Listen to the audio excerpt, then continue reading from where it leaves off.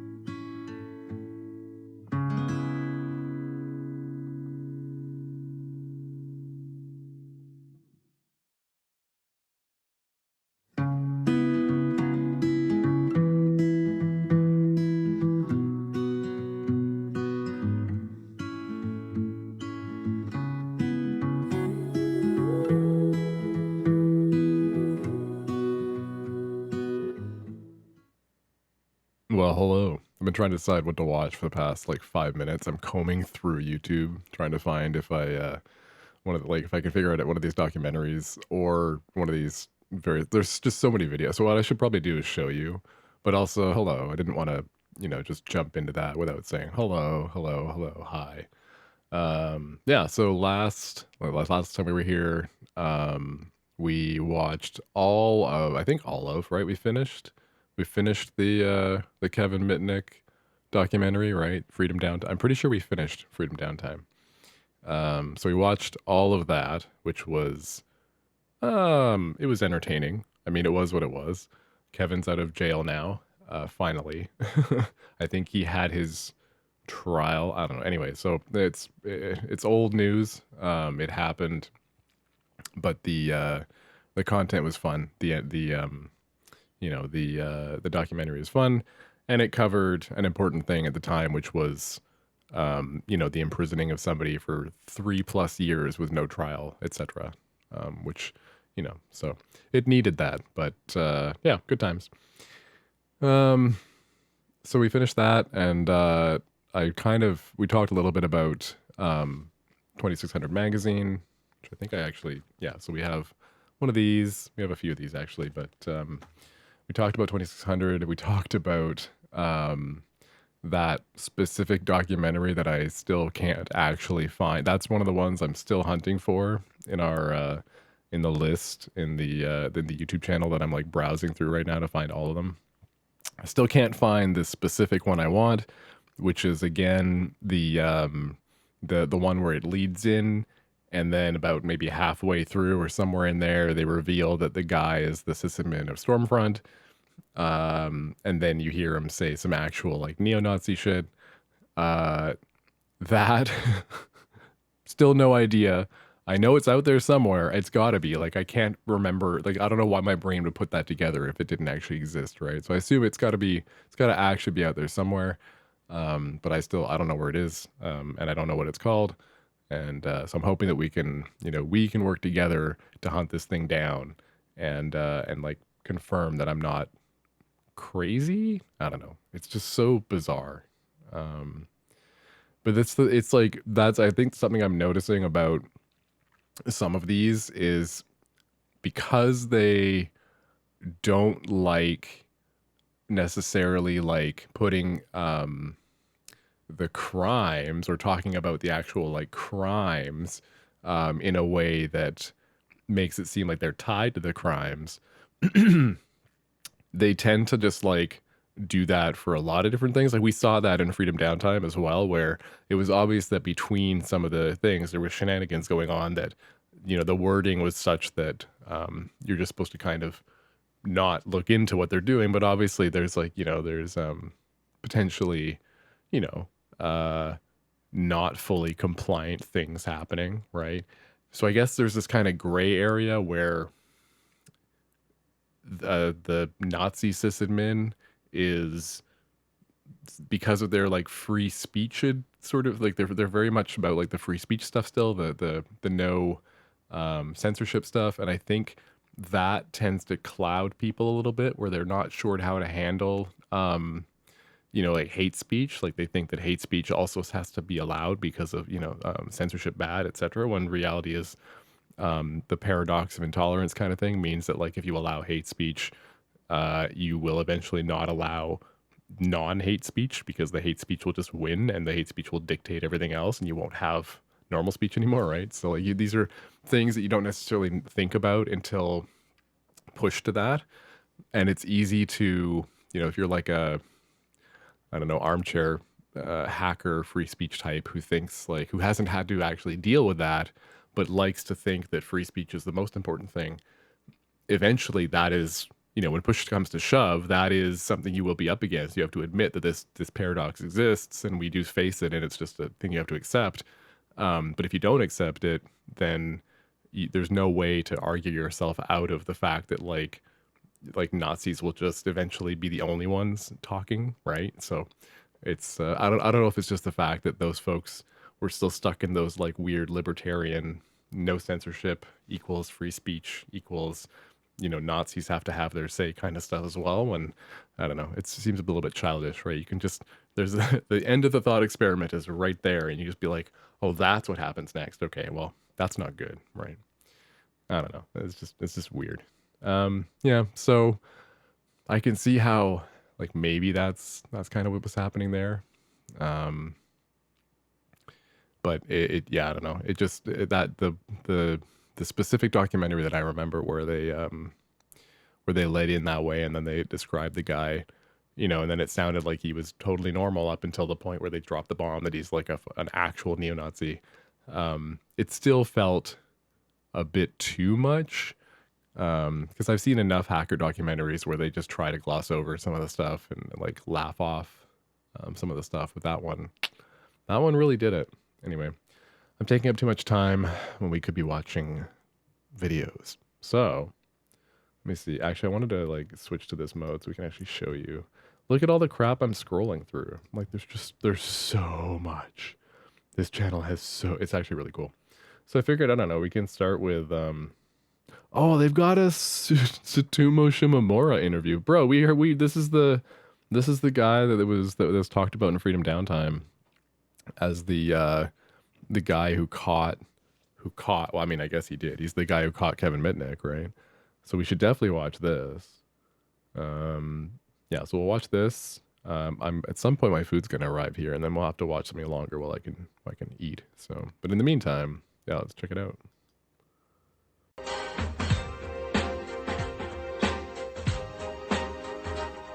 When the internet was constructed in the 1970s to link scientists at different universities, usefulness was the priority, not security. Tsutomu Shimomura came to national attention when he was asked by the FBI to help find a wanted computer criminal, Kevin Mitnick. The FBI had been searching for Mitnick for some 2 years, his crime allegedly including stealing millions of dollars worth of information from government, corporate, and university computer systems.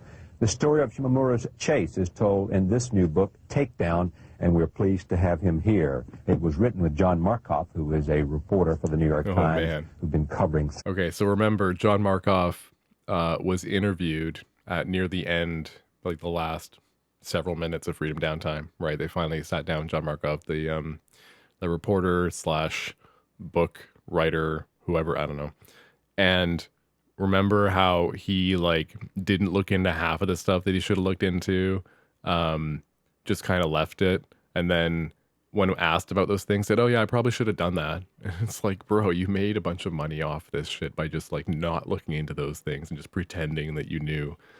And so that taint also is applied to the book, because apparently the book that was written did not touch upon really Mitnick, like nearly like the tactics and stuff he used to bring down Mitnick nearly as much as it was touching upon the life and times of Tsutomu, and like just his habits and his daily life. That's it was a chance to put him in the spotlight, right? Silicon Valley. Welcome to the broadcast. Thank you very much. Pleasure to have you here. Your home is San Diego, but you're in a sense, and that's where you work. But you do what is it you do? Well, in reality, what I'm really supposed to do is I'm a physicist who does computation research, theory of computation. So sort of physicist, mathematician. And how did you get involved so that somebody came saying there's one person we need to get involved in this chase to find out where Kevin Mitnick is? What happened was Kevin or one of his associates, someone close to Kevin, broke into one of my machines Christmas Day in 1994 in San Diego while I was out of town trying to go skiing. And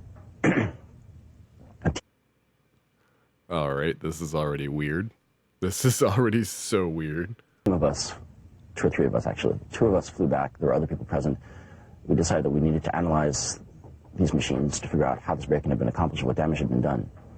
At that time, there really wasn't a whole lot of intent towards catching this guy, catching whoever done it. It was trying to find what vulnerability had been used, how this person broken in, and how to fix our systems, and hopefully everyone else's systems if necessary, to prevent that from happening again. And so what did you do? And so we went back and basically playing detective. In the real world, we have detectives. They look at clues. They look for clues, physical clues usually, or... Does he not live in the real world? Like, I get that he's saying that, like, in the computer, he's being a computer detective, but it's like you're just going to do the same. It's the same thing, man. You could just say you play detective, like it's fine. Other things that they can find, footprints, fingerprints, hair, Yeah, it's computer blood and digital blood, whatever evidence. the case It's may all be. the same. And It's then from the that they try to same. figure out what actually really happened. Here, it's the same idea, but it's different because the clues are not nearly as obvious, or at least not as obvious as we might expect, because we haven't been. Okay, he's. I understand this guy is like apparently incredibly brilliant, but he's gonna make this sound like it's way cooler and like more technically, detailed than it is, or something like that, right? And the reality is like there's just people that are trained in computer forensics just as much as people are trained in regular forensics. It's just another field of study. This for as long. We have records that computers might have kept. We might have either intentionally or unintentionally things that have been modified, things that have been modified and then covered up, things that have been changed. Although, to be fair to him, I guess, whenever this came out, when's this from? This is really old, right? So yeah, it might have been newer field of study when he was doing this interview. Like it might have just been very nascent when he was doing this interview, because obviously that was a much earlier era where like I think people were kind of surprised at how he was able to track Mitnick down.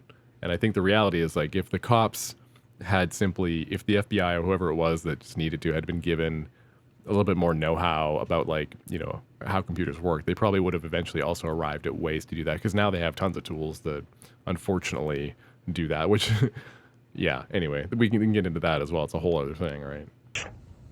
And maybe in some cases we can even tell what had been moved and what had been removed. What was it that drove him to break into your computer, which was his, in a sense, downfall? We don't know for sure. My best guess is that he knew that. Keep in mind, they've never spoken to Mitnick. Like neither of these people have spoken to Mitnick. So for them to ask what his impetus was, you'll never know, because you'd have to obviously ask the guy, but they don't want to ask the guy. I do computer security research. This is one of the things I've been doing for the last few years.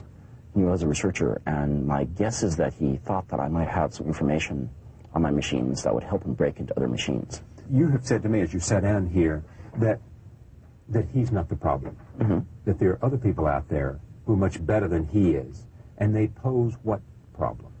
The problem is, in the real world, we've had hundreds or thousands of years to get used to how secure something is. If you put something on your desk, you know how secure it is. If you lock your door, you have some gut feel for how secure something is.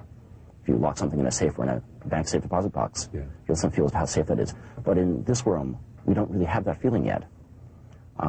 Often that's education. Sometimes we just don't know. So you might have someone who's using a system that someone else said, oh, this is secure, or maybe even they weren't told it's secure, but, well, wow, I can send my credit card number over this and buy things. Do you believe we can be made secure? So much has improved, changed. I mean, now we're at the point where like there's end-to-end encryption on a bunch of different things. There's like device level encryption between pieces of like your network sometimes, like your ISP to other people. Like there's all these different like layers that are added now. You can just run a VPN if you want on your machine and add another layer of encryption depending on how strong the VPN is, depending on which protocol you're using. You can make it so that it's literally on you can't even, they wouldn't even be able to like decipher or like middleman your traffic, because it's like if there's some third party in the middle, somewhere along the line from you via your ISP to the site you're visiting, that decrypts and then re-encrypts your SSL connection in such a way that your browser thinks that it still has the same SSL connection. The way around that ideally is, running like a VPN or something else on top, so that even if that happens, at least as long as it's not between you and your VPN endpoint, your VPN traffic is like one more layer of, you know, wrapped, so that this other third party is only getting your now like your VPN wrapped traffic instead, right? I think that's that's kind of the idea there. But we're at the point now where there's just like so many layers of encryption, so many people that are trying to break stuff all the time, and so many automated systems that are trying to fix those pieces all the time, as well as so many other like automated botnets that are also trying to break. Like it's there's just like the internet is basically constantly falling over and standing back up all the time. Like various pieces of it are just doing that all the time. So I guess I agree maybe back then that folks didn't really consider the security and like what they were doing. But now it's to the point where like, you know, like my employer spends a lot of money on the tiniest aspects of that stuff, like the basic standards of like, you know, if you're standing up a new API, it has to have all these different security layers on top of it to make sure that, you know, if it has this kind of data, it has to have this extra security layer, and you know PII and all this. Like there's all this, you know, stuff that's just part of the standard. If you're going to make a new technology, if you're going to make a new piece of software, you have to do it this way. Before you can even get off the ground, you have to do it this way. Which then addresses a ton of the things that he's talking about, because he's kind of, you know, explaining that like, you know, we're opening Pandora's box, and the reality is like Pandora's box has now been open for the last 30 years, and people have tried to like ruin it so many times that it's, you know, there's a half decent amount of built-in redundancy, fail safes, and other like, you know, things that are just like part and parcel of standing up software these days, that things are pretty resilient now, you know? So it's getting a lot better. Right? The future's a lot better, you know? I believe we can. I believe we can be made probably not perfectly secure, but we can make it a lot more difficult for people to subvert our systems, our networks, and get data about us. But does it become a sort of a terrible cycle in which as soon as you develop a system or a secure system to impose security is designed, programmed, along come people equally smart who devise a system to break it, and then you got to buy another system to secure. Yes. Go ahead, help me. What's the? In a way, that's what we have things like laws for and codes of conduct. Right. The idea is, you know, some people would say that in this electronic realm, if you can do something, you're entitled to do it. That's like my saying to you in this world, just because I can break into your house, I'm entitled to do that. Or saying, it's okay for me to break into your living room and take photos as long as I don't take anything. In the real world, we wouldn't put up with that. I don't see why we should put up with that. We should make laws that it's This guy's so weird. The analogies that he makes are so There are weird. laws that 'Cause, say like, that now. a bunch of that stuff doesn't apply on computers, because a computer is not a home. A computer is it's an appliance. You know, it's an electronic device. So it's not a home. It's not, you know, my bed is not here in my computer. I'm not worried about intruders. You know, I'm not worried about somebody like, you know, whacking me over the head and stealing all my money. I'm worried about unlawful use. I'm worried about, you know, doing things that I'm not aware of. I'm worried about it like sending off my data, that kind of stuff, right? These are all things that eventually do get locked down. And the laws don't really stop you. The laws end up getting changed when they realize that the laws don't apply to these things properly. The laws have to adapt, because the laws are trying to say like, oh, well, if you're talking to a computer across state lines, like, what does that even mean anymore? You're not even dialing in anything anymore. You're just like, you're doing that. I mean, every time that I open a browser, I'm accessing 18 different computers in 18 different parts of the world. And it's like, well, how many crimes am I committing by looking at this website that accidentally revealed, you know, somebody's password to me? Is that my fault? Is that their fault? Like, that's the kind of stuff that hasn't kept up, right? Anyway, my food's here, so we're going to watch the rest of this, and I'm going to grab that. You know, there have been laws that say that for a long time. Have said that for a long time. The trick is to extend those laws, extend the ethics that we have now to cover these new situations, which I think are not really new. They're just sort of new manifestations. Yeah. And we need to convey to people that yes, these ethics, yes, the sense of right and wrong exists in this realm as well. And I think that's a very important part. That's part of it. I want to come back to some of these broader questions about computers, about the internet, but let me stay with the chase and come back to a takedown, the pursuit and capture of Kevin Mitnick. How did you do that? How did you get him? Okay, so we spent a week or so analyzing data to figure out how this break had been done, and then things calmed down for a while. I wanted to go back and ski. I was anxious to go back and ski. It's sort of like something I've been looking forward to all winter or all summer. And in any case, a trail showed up later after John Markov wrote some articles on the new attacks that were being used. Some people responded with some information about my files having shown up. In particular, my files showed up at a service provider in Northern California, a place called The Well. Right. And it seemed that the site was still actively in use as a site for breaking into other sites. It turned out to be an electronic tool chest, storage locker, Right. where break-in tools were being stored and booty was being stored. Anyway, I sent up a student to investigate at their request.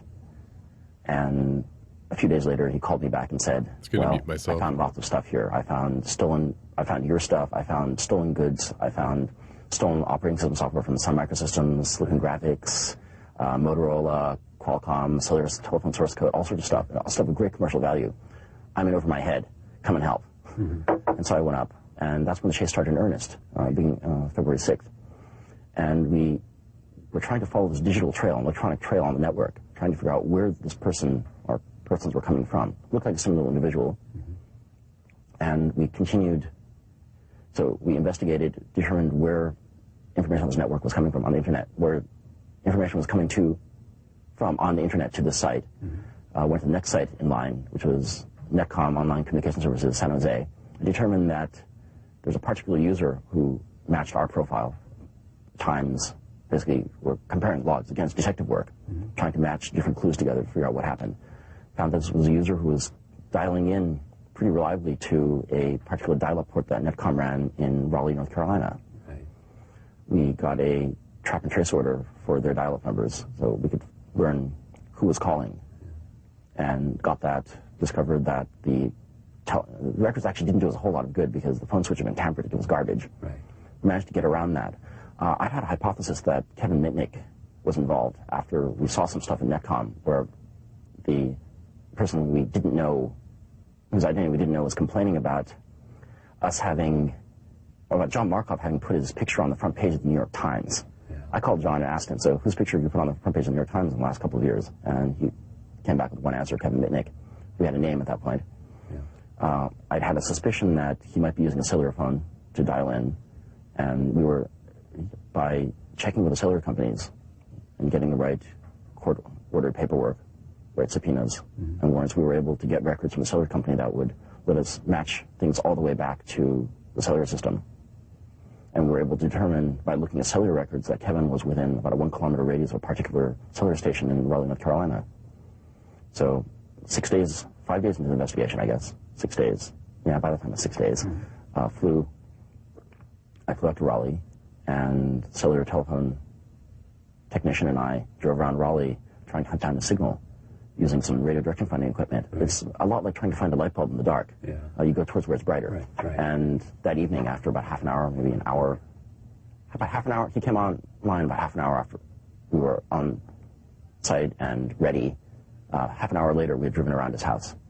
And then you call the FBI? Yeah, we called the FBI, and took them a couple of days to get around to getting him. And then when he was arraigned, he turned to you and said what? He said, "I respect your skills." What was interesting was, I think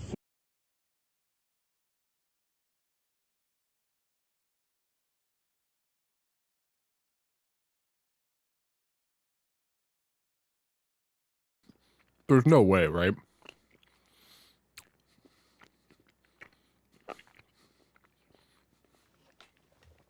There's no way that happened. Well, hello, Igloo. There's no way that happened, right? There's no way that Kevin Mitnick turned to him and said, "I respect your skills." Like, there's no fucking way, right? Like, the amount of Hollywood that is injected into all of this because nobody actually talked to Kevin Mitnick. Jesus Christ, this is just so, it's just so gross and so unnecessary. Like, bro, you're already getting your 15 minutes of fame. You don't have to say that he said anything. Man, Yeah, we're just so I'm just killing time while I'm eating by watching the Tsutomu Shimomura interview. This is the guy who apparently caught Kevin Mitnick. Was covered a little bit in the Freedom Downtime documentary that I showed last time, and he apparently is brilliant. Obviously, socially awkward, so be it. But like was said to be brilliant, at least by the guys in the Freedom Downtime documentary. They mentioned that he was finger hacking he whipped out a cell phone during a congressional hearing about stuff, and was like finger hacking the phone to the point where eventually then he was listening on calls from having just punched in whatever on the cell phone. Like that's the kind of stories about this guy, but he was the one who like helped catch Mitnick by like triangulating his I think his cell phone signal using, but also like with help from the John Markov, the reporter who also didn't talk to Kevin but helped make Kevin look like a supervillain, essentially, like wrote all these articles and made it seem like Kevin Mitnick could program nukes from a calculator or something, like that kind of stuff, without ever having talked to the guy, and worked with this guy to write a book about this guy capturing Kevin, which mostly was about this guy and his like lifestyle as being like a cool surfer hacker guy from California.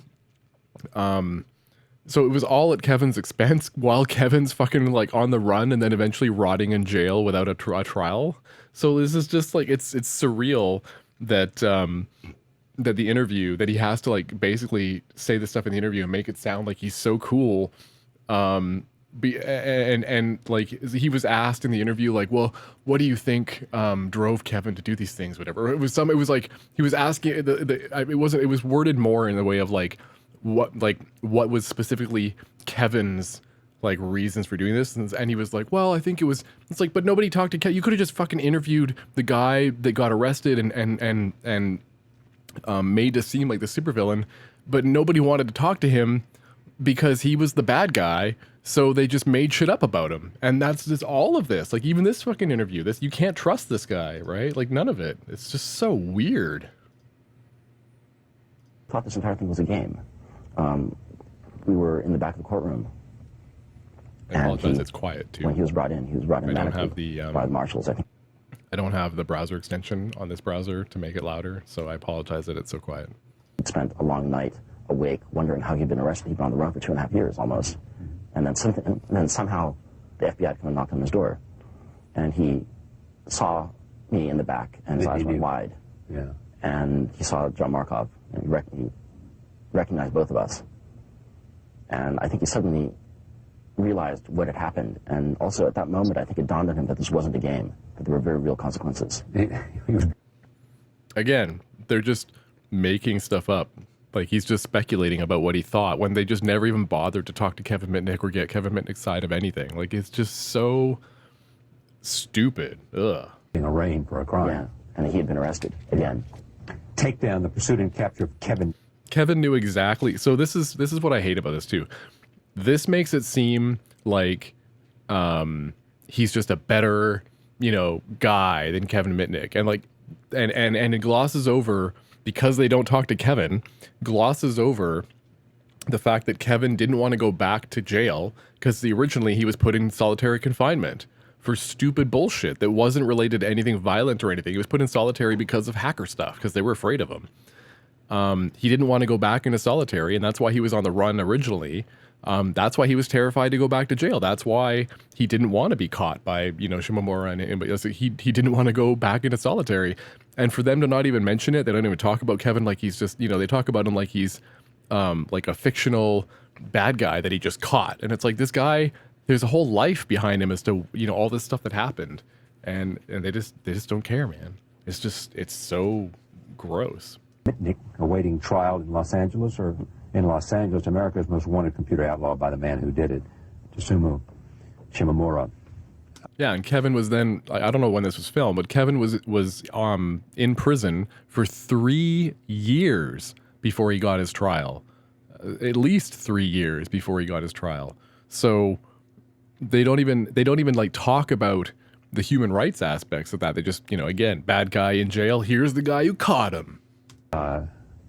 With John Markoff, who was a New York Times writer covering the Silicon Valley. Actually, is he still on that beat? Yes. Thank you very much. Okay, thank you very much. Great to meet you. We thank you for joining us. We'll see you next time.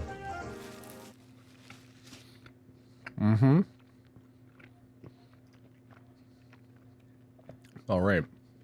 So,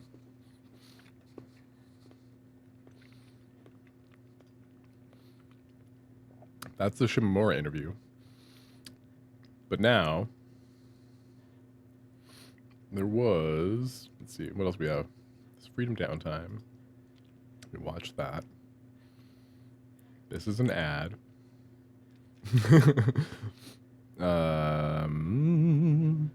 I wanted to watch a Hope talk. One sec. So Hackers on Planet Earth was a another kind of DEF CON like convention. Here, let's watch. See if this is any good. I wanted to watch Maybe this. It's a very complex issue that has lots of significant stuff. But I need to give the reader, in a few sentences, a reason why they should keep reading the article. And so I will use... It's so quiet. I might actually have to see if I can flip this over to a different browser. Okay, well, we're just going to have to bear with it. Single sentence maybe to sum up something or sum up its significance. And people sometimes will get annoyed with that because they think, well, I'm oversimplifying a complicated story. But the point is, if I give them the huge, great knobbly wob of all of the caveats and nuances and everything right up front, we know they're not going to read that much further down into the article. They always have to know, why are they reading the story? So that's what I need to tell the reader. So what this means for you is that if you can tell me that little piece of information, if you can help me find a story, if you can package up to a certain extent for me the little shiny, one-sentence takeaway and give that to me, you're much more likely to find that I'm going to be able to take your story or your event or whatever it is you're trying to get out and put that into a story. So again, interesting characters, tells your plot, significance, novelty.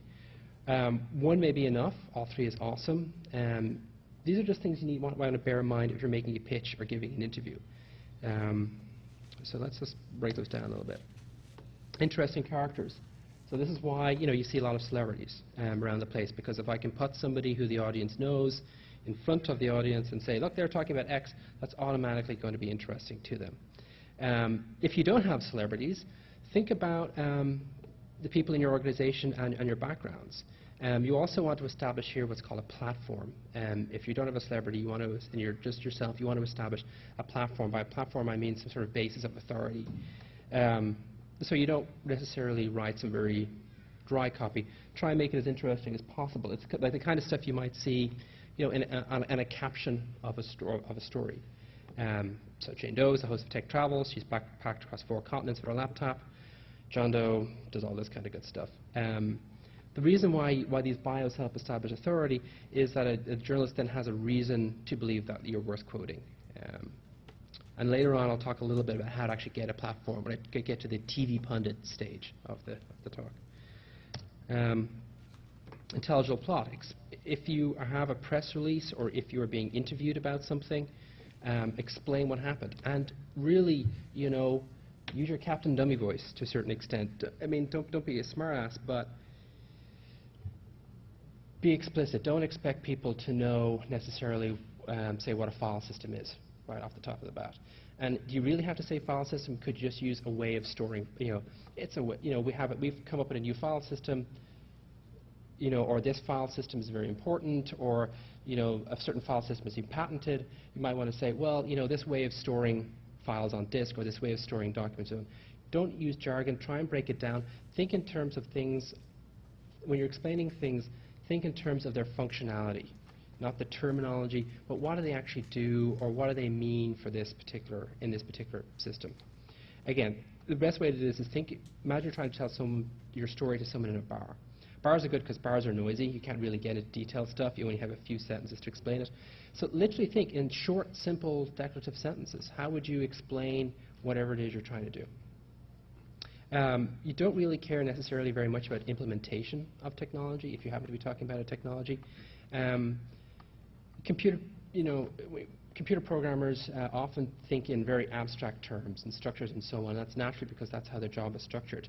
But really, when you're trying to work out concrete examples of things or consequences, so on, so think in really terms of a user using a computer or a company being affected by something. Really think about what is the end real-world manifestation of something, not the internal structures. Now, these often are very important from a technical point of view, but from the mainstream media, they don't really, you're not going to care so much. Explain the context of what's going on. And this is where understanding that maybe the journalist's target audience comes in. You know, when I was on Spectrum, I was a beat reporter for a technology magazine, so I could actually go into a little bit of technological detail. Now I'm at Discover magazine, I don't quite go into that detail, but I'm still a science and technology magazine, so I can take a certain amount of technical stuff. So the example here is to imagine a new media developed in the US that has Digital Millennium Copyright Act implications. All right. If I'm talking to a business journal, they say somebody from The Economist or Finish so my on, dinner. you might want to talk to them This is about so the quiet. impacts I feel on like, global competitiveness. If I was, say, talking with someone from the Village Voice, I don't know. maybe I want to talk about the free speech angle. So it's a little bit matter of you're really only going to get 1, 2, 3 points across the journalist. Think very hard about what those points are. And again, think about the significance, maybe not so much the technical details.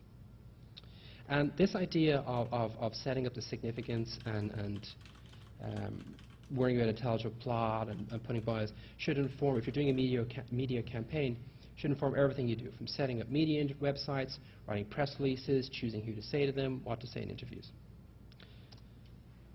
And then novelty. Now, because you guys are developing new technology, this is actually the easiest part for you. There are other people in other organizations who have difficulty with this. If you're, for example, maybe doing a disease that's focused on a medical condition, especially a chronic medical condition, well, maybe there's not a lot of new news. And you often find yourself really working hard to make new news, and that's, again, where celebrities come in.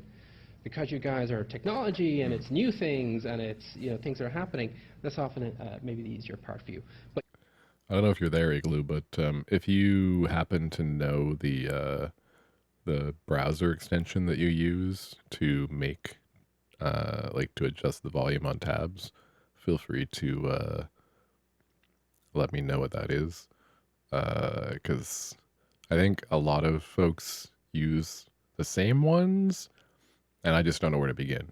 So to tell them why it's not yet another. Like, give them what's the new thing, what's the twist, what's the angle, what's the important thing.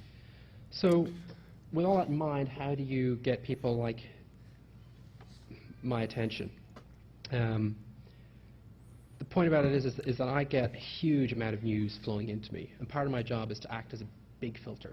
And I use automatic filters, but I still have to filter a lot of things.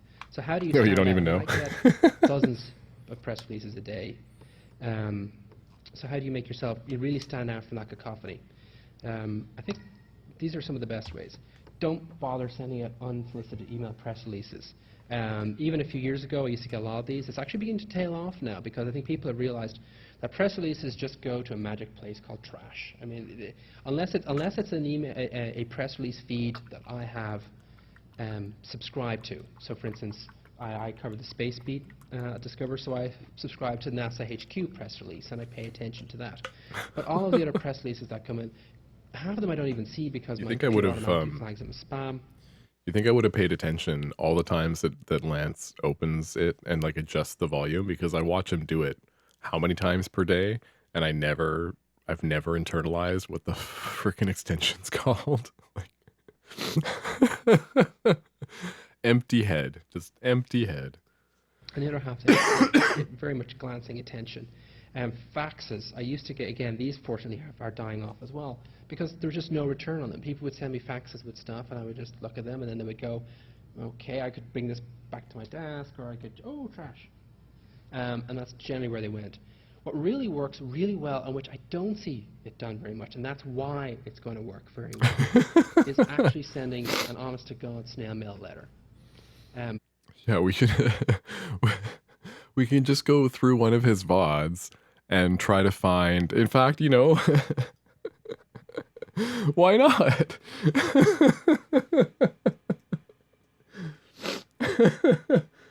Why not, right? That's a thing. That's a thing, right? You can see. Why and how this happened, but today I wanted to specifically talk about the Marvel. Oh, this is a clip. Hold on, these are clips. These are clips. I gotta find. I wonder if the VODs might be Why under the. and how this happened, but today it's I here. wanted to specifically talk about the Marvel Rivals situation and what it means. Fascism. Okay, so Those are now the two options. we'll just try and poke around until we can find Lance There's someone adjusting the volume. Just any moment now. Yeah. No, I'm not going Wait. to change the Chiron. Isn't this still kind of metal? New metal, if it were. Richard, thank you for the $5 dono. Pauly Shore is the crustiest Vado I've ever witnessed. This feels so dirty. Sell on So there you have it. I don't know why, but this feels wrong. I don't know. I can almost. What? We can almost see it. We can wait. We can almost. But We can dude. hold on. Wait. Can we almost? We can see. It's like one of these, isn't it? Help me. We're almost there. What am I looking at? Which one of these might be it? We're on a mission, Igloo. It's you and I against his many extensions and tabs. Come on, Lance. Oh, I got a good freeze frame of Lance too. Look, this is a great freeze frame. I like this. This is cute. Is it this one? Is it? I don't know what that is. Is it? Oh man, I don't know. I don't know. Yes. I'm exploiting Lance's labor. Okay. Come on. Maybe I can I inch forward through these? Intense statement to make. Certainly politically divisive. I'm surprised that no. he's doing that. Change at all. Gotta get rid of the carbon tax. Okay. Guide. No. That, no. and then we gotta effectively find a clip. Come on, Lance. I need you to pull need you witnesses to- at the time who said that he just didn't need you to Nazi. Just in bring up a to a pile clip, lower than and then 1,000 yeah, years of light yeah, and prosperity. this could work. where TikTok they could tell work, me that right? Lance, yeah. And it doesn't really matter. Maybe. I I don't saw know. this. Estimated what? I thought it was 200,000, but apparently it's closer to 300,000. He is gathered. on. Oh, good Here, point. give a speech. Let's see. What is this? I think that is Chrome.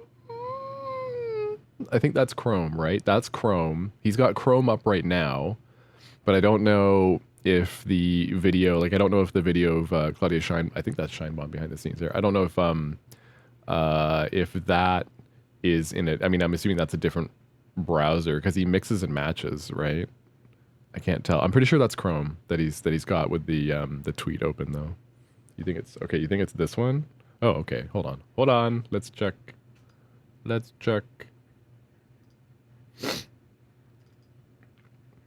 Oh, look, I can star this. Oh, it doesn't come up? Wait, does it not come up? Can I? There we go. Look. Look, I added your comment. Although now I actually have to, like, open your comment. Damn it. Okay, hold on. I'm just going to open Chatterino. Because for some reason, like, the app that I'm using doesn't let me do this nicely. So okay, I can do it hopefully in Chatterino here. Chatterino! Come on. Show me my chat. Show me my chat, Chatterino. Show me my history. No? You're not gonna show me my history? Right.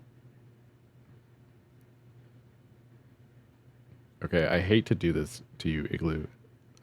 Can you paste it again? Can you just like hit up arrow and just like do it one more? My Chatterino for some reason is not showing me the history. So I'm having like the most awkward boomer moment ever right now.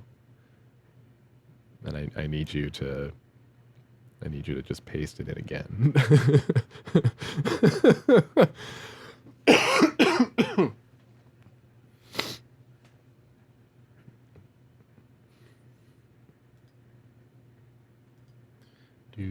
Do.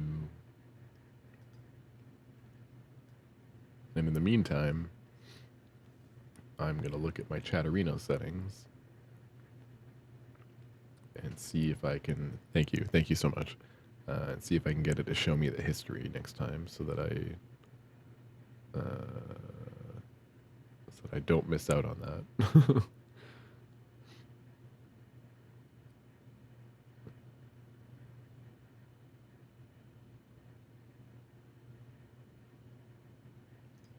All right, let's take a look.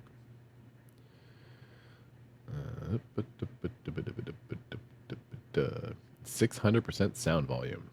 I mean, that does look like it. I mean, it does. You're right. The screenshot, which you can't see on the screen because I'm sharing the wrong screen. Hold on, let me open this in this copy.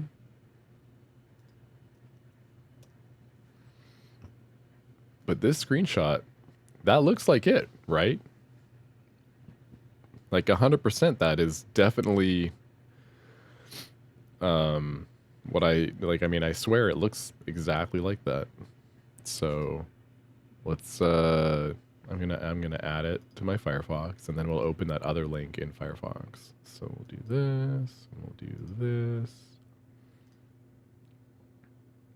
And if I get some sort of weird Firefox malware from listening to things at 600% volume, I know who to blame. All right? We've established this. This is great. Boop. How do I get rid of the thingy that I... Nope. Uh-oh. Oh. There we go. That's cool. Okay.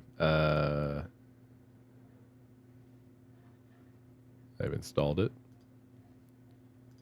So we can close this window, and we can probably close Lance now, right? We've got what we need. Yeah, we're fine. Okay. Where's the video? This one. Copy that, paste it over here, and then I will share this window.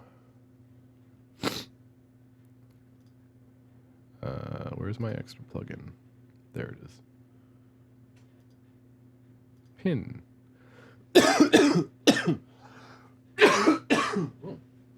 I'm so sorry. I'm so sorry. Okay. Let me share the screen.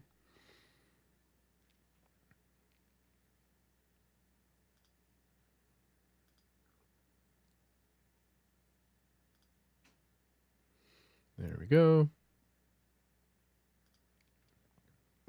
And play. Simplification. Maybe it's a very complex issue Still that has quiet, lots of and then we significant do stuff. this. But I need to give the reader in a few sentences a reason why they should keep reading the article. And so I will use a single sentence maybe to sum up something or sum up its significance. And people sometimes will get annoyed with that because they think, I'm should sound oversimplifying louder, a right? complicated story. But the point is, if I give them the huge, great, knobbly wob of all of the caveats and nuances and everything right up front, we know they're not going to read that much further down into the article. They always have to know why are they reading the story. So that's what I need to tell the reader. So what this means for you is that if you can tell me that little piece of information, if you can help me find a story, if you can package up to a certain extent for me the little shiny, one-sentence takeaway and give that to me, you're much more likely to find that I'm going to be able to take your story or your event or whatever it is you're trying to get out and put that into a story. So again, interesting characters, intelligent plot, significance, novelty. One may be enough. All three is awesome. These are just things you want to bear in mind if you're making a pitch or giving an interview. So let's just break those down a little bit.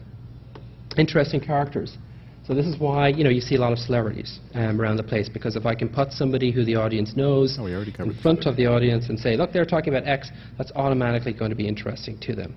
If you don't have celebrities affected by something, subscribe to. So, for instance, I cover the Space Talking Beat about facts, Discover, so I that's subscribe what to it the is. NASA Yeah. HQ press release, and I pay attention to that. But all of the other press releases that come in, half of them I don't even see because my computer automatically flags them as spam, and the other half, they get very much glancing attention. Faxes, I used to get... Yeah, same things. We're past that. And the point about this is when I get a letter that's actually written to me, it's stamped and maybe it's like handwritten, or at least it's addressed to me, I open that up and I pay attention to it because, one, I don't get very many of them. And then two, it's kind of sticky. It does actually sit on my desk. It hangs around for a little while. It's something for me to refer to. It's something for me to scribble notes on.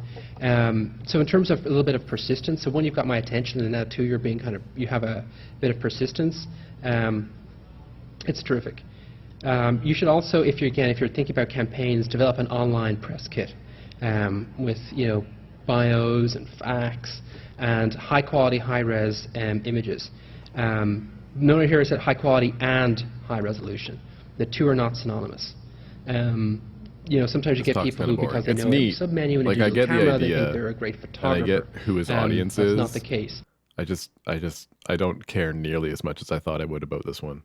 So this is kind of killing me. Hold on. Let's go take a look at this channel so I can actually just bring this up on Firefox. Just browse through it again here.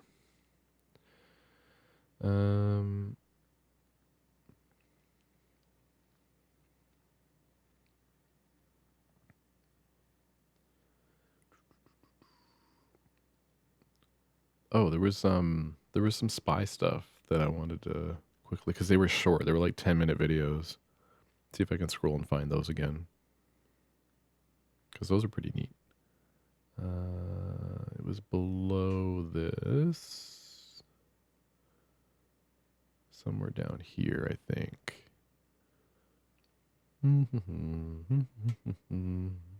Safe cracking. This is awesome. Yeah, we're getting somewhere now. Oh my gosh, there's just so much to go through.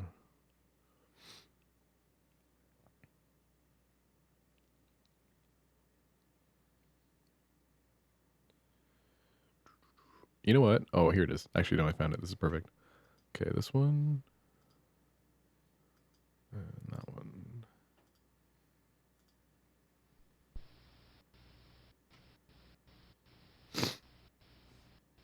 The Spying Game.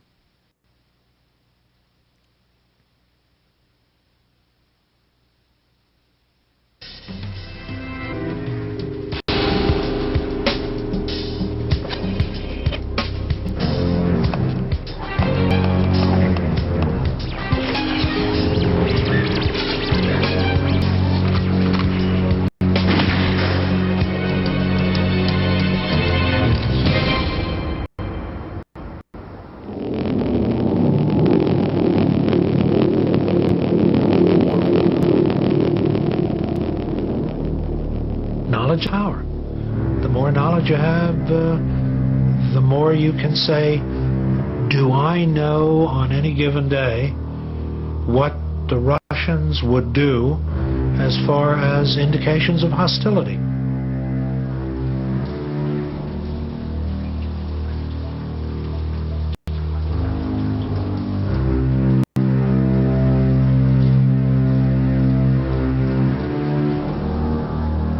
There was an absolute certainty.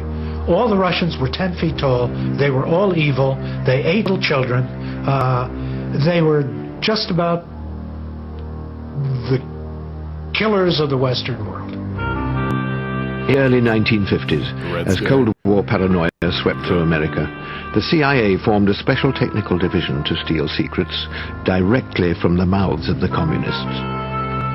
Working with cumbersome technology, which was hard and exhausting to hide, it was their job to plant listening devices in Soviet bloc installations the world over. Glenn Whitten was one of the first to become an eavesdropper for the CIA. The people who were actually on the road doing the job probably numbered 24, and they were busy a lot of the time. We were required to travel pretty much throughout the world to install eavesdropping devices. And once in the target, it was a tough job because we had things like that big doorknob microphone that had to be concealed. And that type of thing requires a pretty good size hole. It will. Did you just say doorknob microphone? It's like the most obvious thing, right? Only send a signal over a wire line for a limited distance. The thick 1950s cable needed to be painstakingly hidden in walls or under floors and run out of the building to a listening post where the conversations could be recorded. Embassies were often the target, and so an ideal situation was to discover when the Soviets were planning to move to a new building. The agency's job was to find when those moves were going to take place and then to give us enough chance to get there before occupancy to make the installation. I much preferred to work alone because if I heard a strange sound, I know it wasn't me, it wasn't anybody with me. I used to frequently make surreptitious entries. I do it in a business suit because if you were observed in the vicinity of the target, you might not arouse as much suspicion as you would if you had all black with a ski mask. I have left targets soaking wet from perspiration and literally having lost perhaps 10 pounds of weight. Often it was impossible for intelligence agencies to gain access to the buildings or rooms they wanted to bug. So special tools were developed to allow them to plant bugs through the walls of an adjacent building. 40 years ago, Lee Tracy installed bugs for Britain's Foreign Intelligence Service. What I'm holding here is an old probe mic of the 1950s, 1960s, and this has a sharp point on the end, and this was used to try and get through the final bit of plaster if you didn't happen to have the right gear and you try and force it through. But what you really needed was a silent drill, because you would not use this part anymore. What you would then use is just this. And the technique behind it is to drill a hole big enough to take this and get this right through the wall up to the plaster on the other side. What the? It's no good misjudging it and just going crashing through. Is this a botched installation, I assume, when they break the mirror or whatever on the other side? Because I'm assuming the person in that room is going to be like, hey, guys, hello. True. Just make a mistake and hit that plaster too hard and you're finished. Silent drills are classified as secret in Britain. This modern kit... I'm assuming when it goes correctly, you're like right behind the last bit of drywall, I guess, and you're not blowing a hole in the wall and destroying the mirror or the TV, whatever it is on the other side. Obtained in France, contains everything the eavesdropper needs to quietly cut holes in walls. You've got a drill here which is silently operating inside this case, and it stays in the case while it operates. The flexible control comes out into a unit here which takes water in and sucks all the muck out and keeps the drill silent. It might take you, say, only 10, 15, 20 minutes to get through the main brick, and it might take you another 3 hours just to get that final little bit till you hit the plaster. Damn. Right, now that we have the large hole, which will take the microphone capsule and the electronics, we need a tiny 1 millimeter hole through the plaster on the other side, and we use this tiny, very, very thin, careful drill to do that. And I gently work it until it goes through the plaster, and all I want on the other side is just a 1 millimeter hole, and there it goes. And that's done.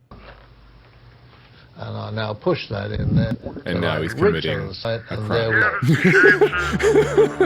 And now you're wiretapping. Easy as that, children. In the 1940s, the problem facing intelligence agencies... So wiretapping is 90% drilling very, very, very, very careful holes, and 10% listening through those tiny holes that you've drilled. Was how to bug rooms they couldn't get anywhere near, like an ambassador's office. But in 1948, the Russians solved the problem and created a revolutionary bug which they concealed in a carving of the Great Seal of America. They presented the American side with this eagle, which was put on the wall of the office of the American ambassador. What the American ambassador didn't realize was that hidden behind the eagle beak was a This one I knew about. Transmitting bug which had no batteries, no microphone, and needed no wires. Called a passive cavity resonator, it was activated remotely by a powerful radio beam which it reflected back out of the building, carrying with it the ambassador's conversations. The device, as I understand it, was in place for 3 or 4 years before it was discovered. It also caused enough of a flurry over here so that we spent, I would say, literally millions of dollars to try to develop detection equipment that could be used to detect that sort of thing if it appeared or was in use elsewhere. Yeah, it turned out that, in our experience at least, it wasn't used anywhere else. This one, I remember, caused such a stir because it was such a innovative way to do a listening device like that, but also was not widely used. It was like very specific, very tailored to that attempt to bug an office. And yeah, they spent all this money on trying to make sure that that couldn't happen again. And it just wasn't the kind of thing that was used. So it's just like, it was just such an interesting story. But the Americans weren't the only target of the KGB. It was possible for us to install one of such devices in one of the offices of the British Embassy. Today, retired KGB technicians are only too pleased to show off later versions of their astonishing passive cavity resonator. The British and Americans copied the device, but by the 1960s, the growing number of television sets helped highlight the bug's fundamental weakness. The radio beam it requires is so powerful, it can sometimes interfere with other broadcast signals, making the bug susceptible to detection. Avoiding detection is the hardest lesson to learn for the eavesdropper. What I teach is to use what microphones already exist in the room. By far the most dangerous microphone in any room is the ordinary loudspeaker. They can be found in TV sets, radios, telephone earpieces, telephone mouthpieces, all of which can transmit a signal through a pair of wires to a listening post. No. I'm going to take this ordinary loudspeaker and simply hook a pair of wires to it. It's plugged into a tape recorder, and I'm going to record a brief segment using this as the microphone itself. It doesn't matter what the physical size is, they all work the same way. Sound goes in, electricity comes out. I'll stop it, rewind, and play it. It doesn't matter what the physical size is, they all work the same way. Sound Yeah, but we already knew that, right? We already knew that speakers are like inverted microphones, right? Once an eavesdropper has adapted an existing speaker into a microphone, to avoid detection further, they will try to use the building's existing cables to get the signals out. Bugging. Okay, that's cool. The other one is, and I don't even know if they're ever going to get to this because I think this is one of the more recent things, but there's that idea of like shining a laser at a surface that like vibrates in a way that you can like map to like a predictability, like it's got a certain, you know, it's a surface, it's a material that you know the frequencies of. Then you can, you know, if you watch it over a period of time, you can like recreate the audio that caused those vibrations. So you can like you can take the audio from simply an object that was near the audio and like watch how it was deformed briefly for via the audio vibrations, and then like that's the kind of thing we're at now, where it's just like, bro. Your telephone line has always been a favorite of the eavesdropper. Known as the wiretap, if it's done properly, it is virtually impossible to detect. This has hit the wiretap briefly. See, this is what used to be just an ordinary relay. The main drawback with this thing was this is what created the infamous click on the phone line when you connected it to the phone line. So the way they solved that problem was before they connected it to the phone line, they would wet their finger, place it on the phone line, and then slide the clip down the wet finger until it contacted the phone line, and that eliminated the click. In the early... Whoa. Okay. On to part 2. Berlin headquarters with Moscow lay just 400 yards away from the border of the American sector. The only way to reach the lines was to dig a tunnel. The total length of the tunnel from the warehouse to the actual site of the East German cables that were tapped was about 1,500 feet, actually 1,476 feet to be precise. Then the horizontal tunnel began, and it continued on until just when it got to the point where we wanted to tap the cables. And then technicians from the GPO in the UK came and actually carried out the tap, which was a very dicey business, very difficult. You needed highly skilled technicians. This could never have been done without British expertise in this area. Bro, this is wild. Think about like the fact that you just said that they would have to go down the tunnels to find the actual phone cable. Like that's that's wild. The amount of physical work involved in the wiretapping and stuff. The drilling that we saw earlier, where they had to drill carefully through the wall. Hundreds of individual lines were tapped, and in May 1955, Soviet secrets began to flow through the Berlin Tunnel. As an intelligence officer, what got me was the enormous amount of information on Soviet units, their personnel, their equipment. All of that was absolutely fantastically valuable.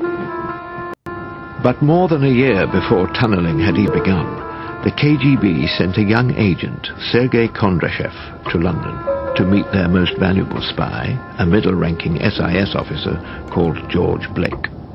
In January '54, he passed me a very important information, and that was the minutes of an Anglo-American top-secret conference between CIA and SIS on laying plans for the building of a Berlin Tunnel. In a calculated sacrifice, the KGB in Moscow decided to let the tunnel go ahead. They knew George Blake would be the prime suspect if they tried to halt the tunnel's construction. Believing the British secrets he would betray were more valuable than their own, even the KGB in Berlin were not told their telephones were to be tapped. The amount of secrecy and patsies that are in place, or narratives they're willing to go with.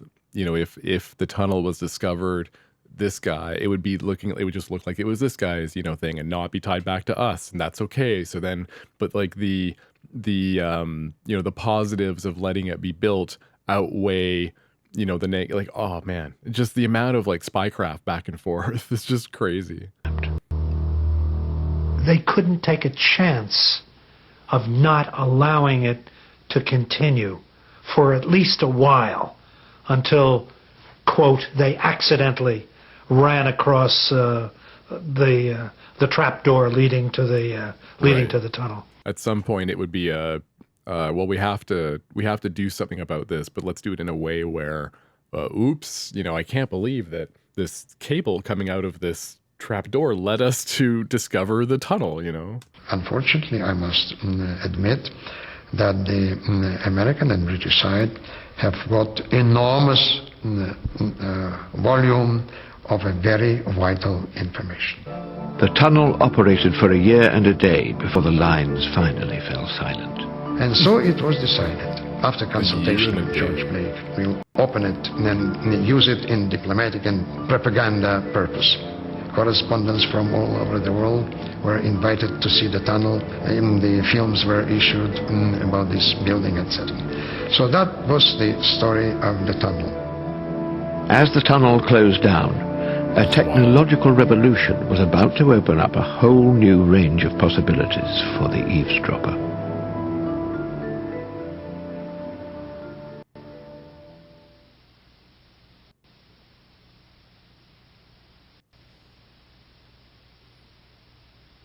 Okay, what? We're just dead air? That's cool. Why do we have dead air? What is this? Hold on. All right. 1960s, the introduction of a tiny electrical component, the transistor, revolutionized the world of electronics. As the world tuned into their new portable radios, the CIA were exploring new ways of tuning into the Soviets. We were dealing with a salesperson who represented a hearing aid company.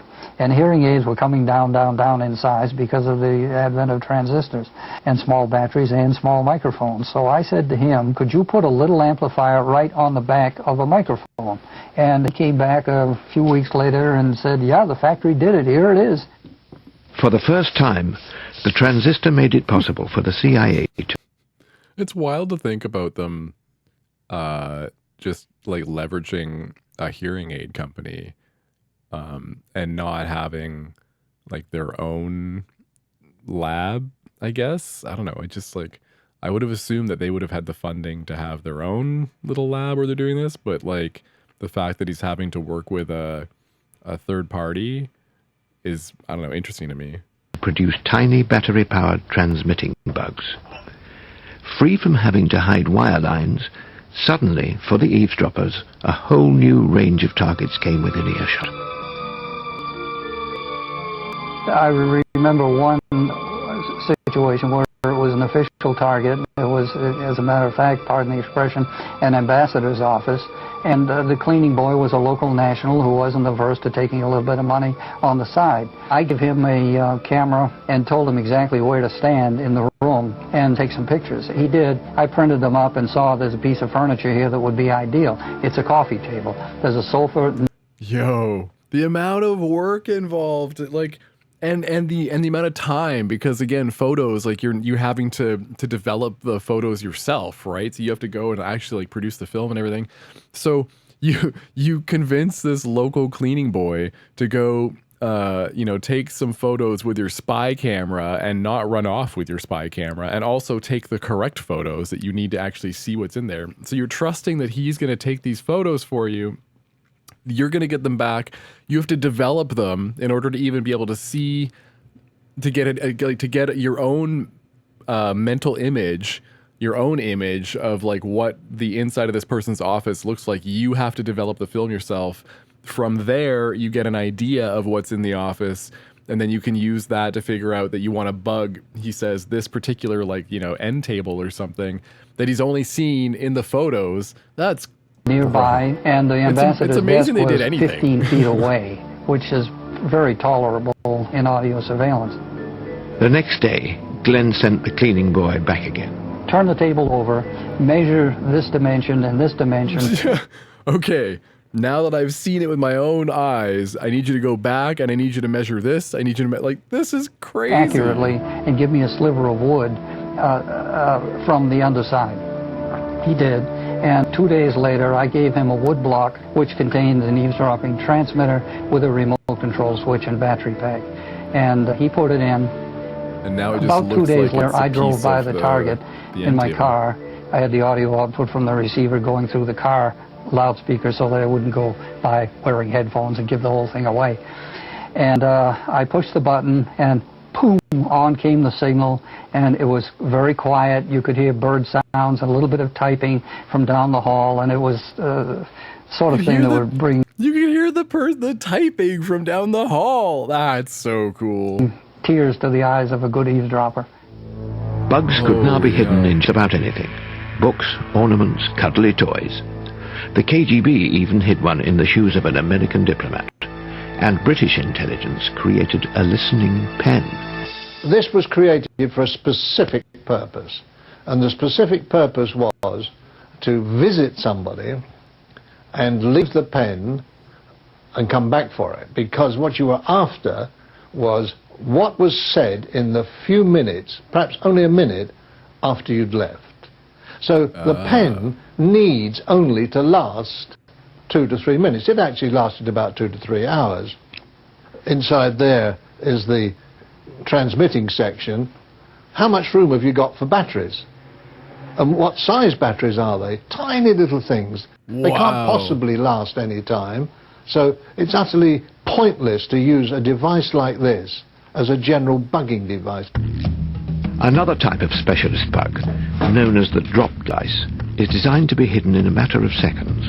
But given time and access to the room, the hiding places for transmitting bugs are unlimited.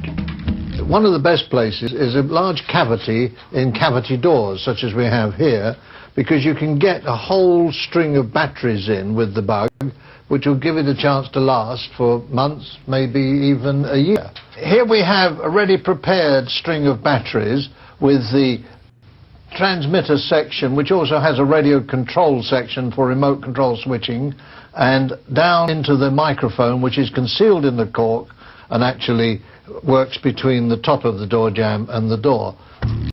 The trick is to drill through the top of the door to reach the hollow part inside. Right, we're through to the cavity, and out she comes. The string of batteries are then put into a lady's stocking, which once fed into the door is filled with polystyrene balls to ensure it doesn't rattle as the door opens and closes. We've now got to push this down inside, get our cork in position, and there we go.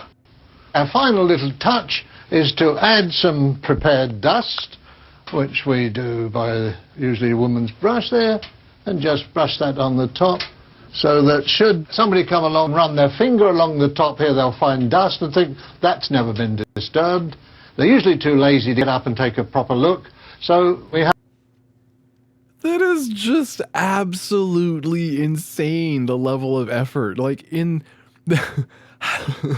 This is just a string of like giant D batteries or something just to make sure that the thing can last for however long, a bazillion. Oh my god. I mean, that's wow. I'm checking all of my doors now to make sure there's not, you know, not things with batteries that are rattling around inside them anymore. What on earth? Holy hell.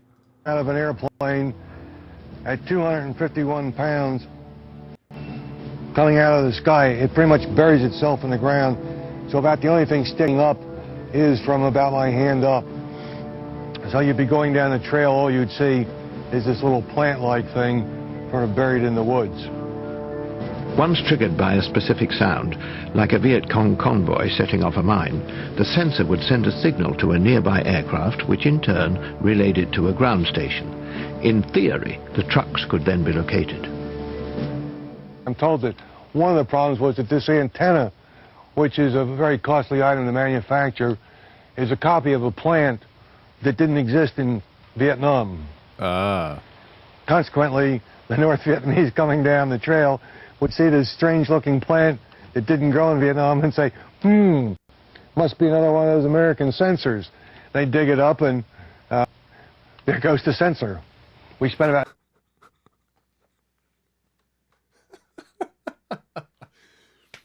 These are things you have to think about when you're designing your, you know, your sneaky tool that has to look like it's a local tool.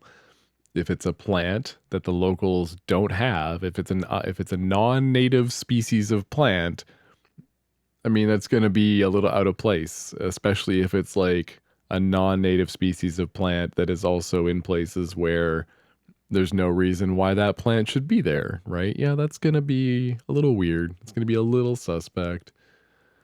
You have to think about these things. You have to think about the fact that the people who are in the location that you're, you know, trying to hide something in are going to have usually like a built-in understanding of like their surroundings and of like the maybe some plants that they see on their daily routine and some bird song they hear on their daily routine and stuff that's just like ingrained into them as being just parts of living where they live.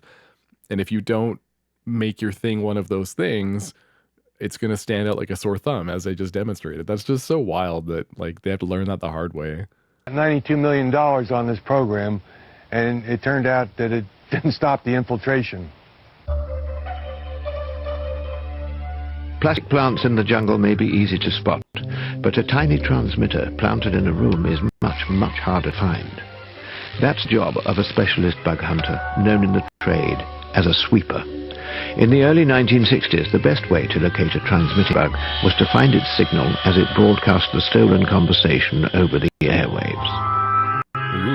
think of that in relation to your radio and perhaps your car radio, and how long it takes you to just keep on turning and turning and turning to look for a station.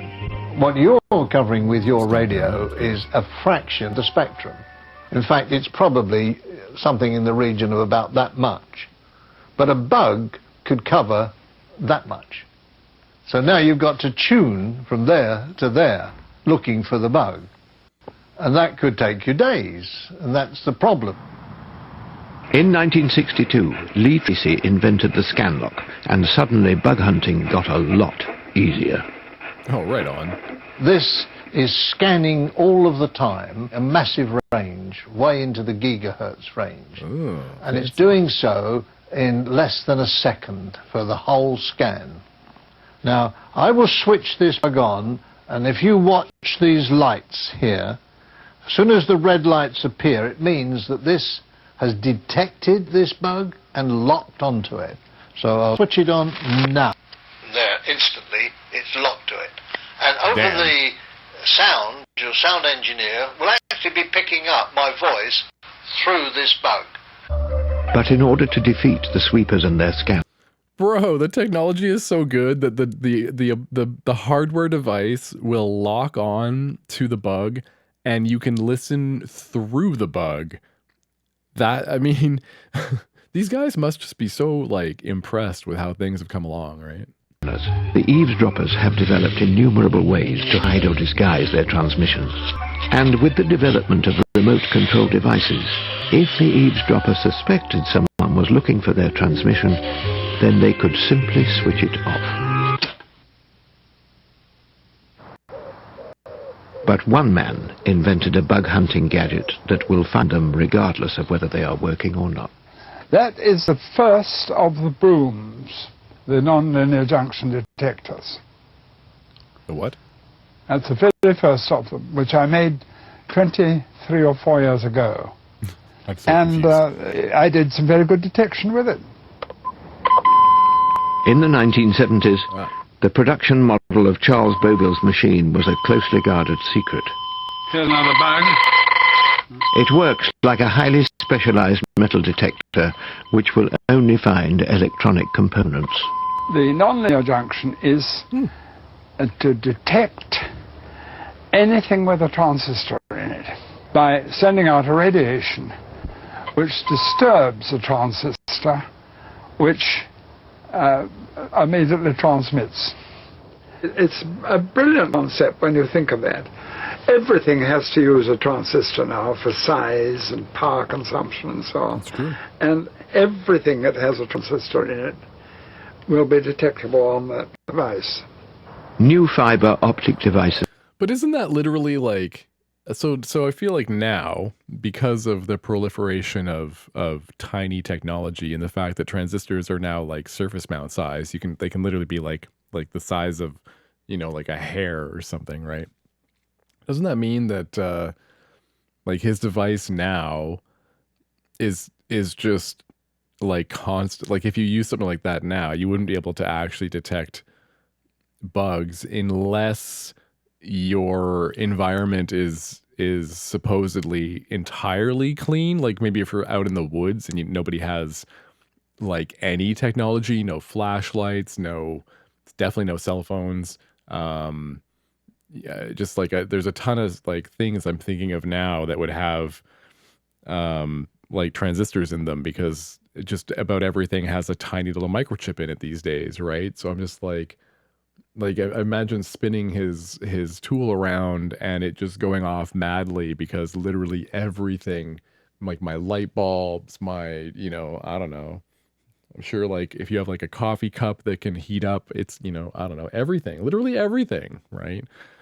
It's, yeah, I mean, it's pretty cool at the time that all it needed was transistors for it to detect, and then the radiation that it's sending out is enough to cause the transistor to transmit, he says, and then that's enough to pick up that. That's wild. And the fact that he managed to figure that out and create like a detector just by the fact that it causes the transistor to freak out and then and actually reveal itself basically, right? That is pretty cool. I just feel like now that we're surrounded by them, it is less useful, but not near. I mean, it's still cool, just I guess less useful for finding bugs, unless you're expecting that there's going to be zero technology around you, and then you discover some technology around you maybe or something, right? Will defeat Charles Beauville's machine. And in today's high-tech world, the days of the men in sheds are numbered. But whatever technology eavesdroppers use, in espionage, everyone expects the walls to have ears. We had a young lady who was, I won't give her name, but cute as a bug's ear. We'd pick her up on telephone tap, and every so often she'd talk to her boyfriend somewhere, and she'd say, "Careful, the worms are listening," ha ha, and then keep right on going. But she was always thinking of us, and I just couldn't believe she was a communist.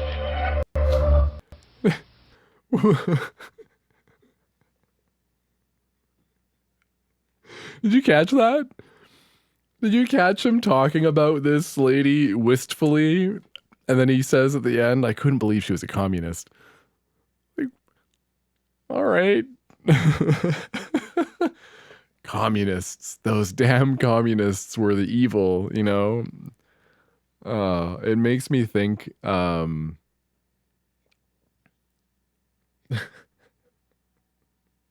it makes me think of the Nazi chick on Jubilee against on the Face Off with Sam Cedar the other night, and just how, like, you know, I mean, those things don't dictate how you look, you know, like you can have abhorrent views and still, you know, wear, you know, the makeup and everything else to look the part, to fit with standard, you know, standard beauty styles. Or, you know, or you can be a communist and still sound like a normal human being because you still talk to people. Like, I don't know, like none of these things dictate how you like look or sound or any of those things. So it's just funny that he's like, "I can't believe she was a communist." Like, yep, folks are folks, you know, people are people. That's funny. Okay. So the other one was I wanted to actually watch one of the more fun, like, Hackers 95 documentary, maybe. Let's see. Have I watched this? Let's watch this. This is our world now. The world of the electron and the switch. The beauty of the baud. We make use of a service already existing that would be dirt cheap if it weren't run by a bunch of profiteering gluttons, and you call us criminals. It's the newest crime known to man. We exist without nationality, skin color, or religious bias. Few know or understand its significance. You may stop me, but you can't stop us all. It takes a mind and intelligence few can comprehend to commit it. I am a hacker, and this is my manifesto. I'm sure I watched this. I don't know if I watched this on stream or not. SummerCon's usually been, I mean, it was originally started by Taran King and Night Lightning back many, many, many years ago, and it was just as a way to put a face to the name. I mean, everybody's sick. Everybody always would send messages back and forth on bulletin boards. They'd always type to each other over networks, and no one knew anybody. I mean, you might have friends that you've had for years and years and years, and you don't have any. You wouldn't see them passing on the street. So the cons were a way to really get to meet somebody in person, and they were usually an invite only. It was like the select group of people who were, I guess, in the know back then. The people who thought they were better than everybody else, and they'd all get together and hang out and talk. I wanted to do an open thing because every other con that's been floating around for so long, especially a lot of the ones that you see recently, things like DEF CON, things like Hacking the Universe, things like Hope, have charged an exorbitant amount of money, at least in my opinion, for seemingly lackluster or substandard type entertainment or enjoyment for the people who come. And I'm usually the one in the crowd at these things, and I know what I want to see. So when I put this on, I wanted to do something. I mean, all the people that were speaking were people that I wanted to ask questions, the people that I thought were interesting, people who knew things that I didn't know, and that's how I based the con. I believe that hackers are a national resource. The communications and computing industry is, if not stupid, criminally negligent. And I think that hackers, in pointing out the holes and the problems with our system, are in fact the antidote, not the problem. I think our country desperately needs a national information strategy. I am very concerned about the fact that the Department of Defense has abdicated its responsibility for defending our nation at home. We have an urgent need for a civil electronic defense, and nobody is willing to sign up to do that. And I think the hackers are, in fact, the Minutemen of the 21st century. You're welcome to visit OSS.net via Gopher, Waze, or FTP. We were on the Gopher Jewels list within a month of starting. We've been on the front page of Computer World. It's not fancy, but it's a start at understanding the Citizens Intelligence Agency, CIA in lowercase. We always have to define indecency by what some... This is Emmanuel Goldstein, Freedom Downtime, 2600 Magazine. We watched that documentary. So he's the guy behind 2600 Magazine. He was on the Off the Hook Radio, 2600 Magazine. Here we go. I wanted to pull episodes of Off the Hook. That's what I wanted to do last time. Okay, well, watch this. Senator from Nebraska has to say I'm about also it. just gonna see and I if think I it's something can, that the individuals should have a lot more control over. And the net has been good because individuals control the net. It's not controlled by mega corporations. It's not controlled by backwoods senators from Nebraska. It's not controlled by any one interest. It's controlled by each and every one of us. We get what we want out of it. It's basically like reading, like thinking. It's a resource. It's not evil. Whatever. If you read about bomb making on the net is not what's evil. It's it's putting words into action. That's where you have potential danger. But simply reading about ideas and different thoughts and information, that's not the problem. To think it is very self-defeating. Oh my God. If information wants to be free, whose magazine is free? Mine is. And his isn't. His isn't an electronic format. Oh my God. Okay, so that's I found. Here, hold on. Just give me one sec. I found 2600 Magazine's archive of Off the Hook episodes, dating back to 1988. I was 3 years old. God damn. And I would have been listening somewhere in the early aughts. Man, I don't know which, but I just don't know how much of this I've listened to. Let's just, I don't know, take a stab. It will just like,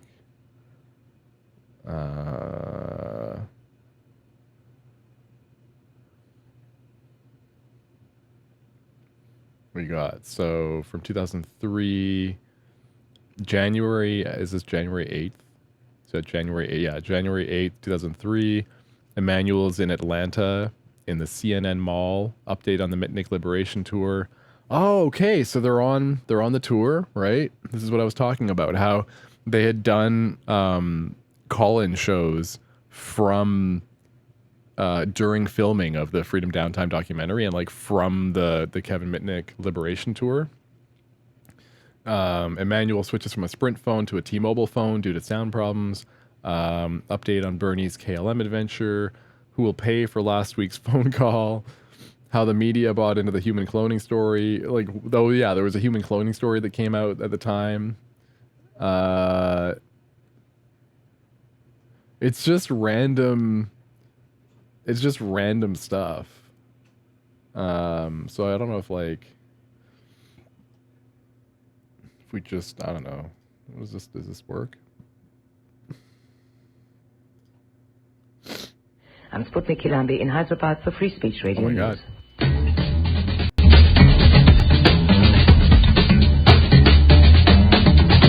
Okay, cool. So I don't want to interrupt the fact, this documentary, because this is pretty fun.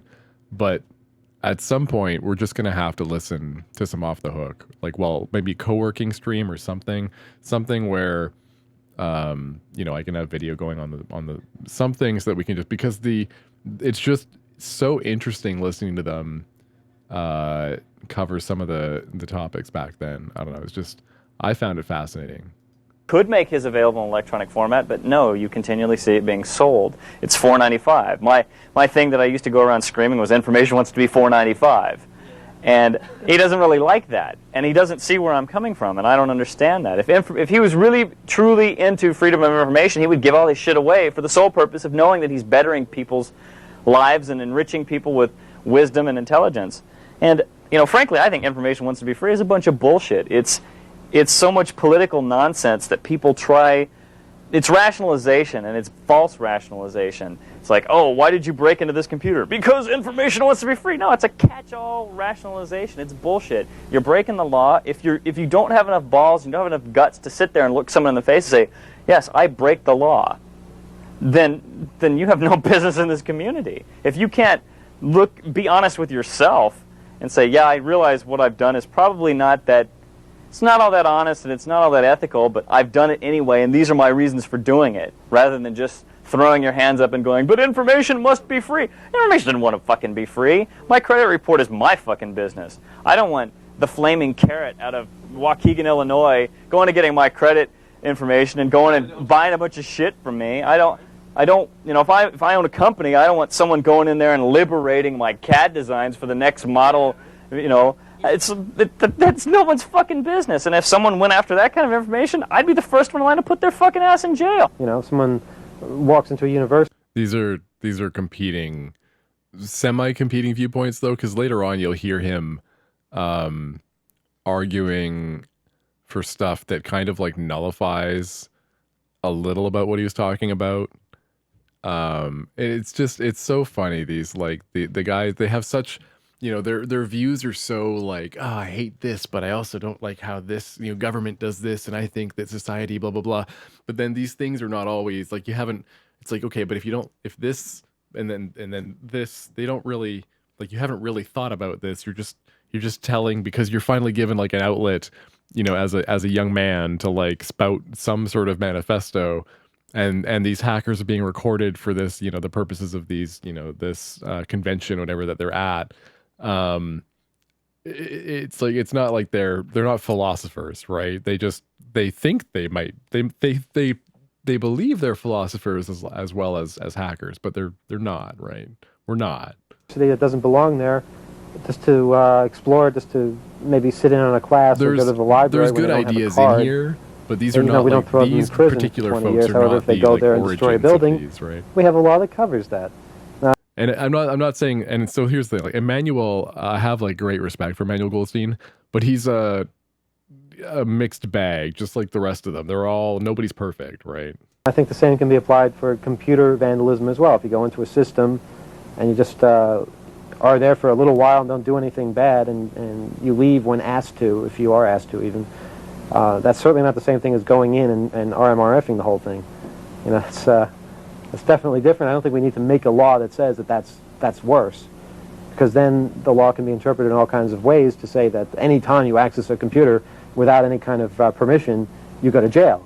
And there are people that want to enforce things like this, and that's why you have people like Bernie S. sitting in prison, because people enforce these ridiculous laws with their own interpretation. It doesn't make any sense.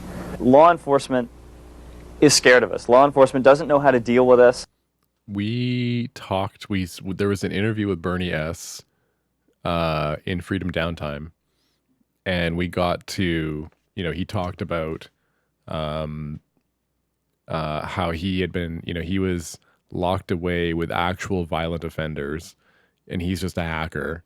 And at the end of the interview, he talks about, how he was severely beaten, and that they wouldn't, like, he wanted his he wanted to be able to tell, I think it was his brother, about the fact that the prison was going to have to do surgery on him, because he had like a massively broken arm and a completely busted up face, from being just like kicked in a bazillion times. If I recall correctly, he was trying to get them to inform his family before anything was done to him, so that the family knew that what was going to happen. And they were like, the prison was basically trying to fight that and like not tell anybody, or not have to tell anybody that this had happened, and just and so they delayed a bunch of the surgery, and the prison was freaking out because the prison's liable for him like dying if he refuses to go through with the surgery until they tell the family, and they didn't want to have to tell the family. I think it all eventually kind of worked out, but it was very much like it never had to happen that way. He never had to be in prison in the first place for the things he was in prison for. He never had to be in a prison full of actual folks that are there because they've beaten other folks or murdered other folks. Like, that's who he's locked away with. And so at the end of that interview, he shows like he's moving his he's talking about having been beaten, and how like he's moving his arm and showing that, I think it's this arm, how like this is as far, you can't see it, but like this is as far as it opens now, because he's got like a plate in here. And so like when he moves his arm and when he opens it all the way, it looks like it has a plate in there. Like, that's how bad it is. They just he's got a massive thing sticking out to the side of his arm. And he can't even open it properly anymore. And then his mouth, he can't open his mouth nearly as wide as he used to be able to open his mouth, because it was like had to be wired shut. They didn't. Oh, that's right. He talked about how the prison didn't bother to try and feed him properly when he had his mouth wired shut. So they would just bring him solid food all the time, even though obviously he can't even like open his mouth when it's wired shut. So just like just horrendous treatment of a human being.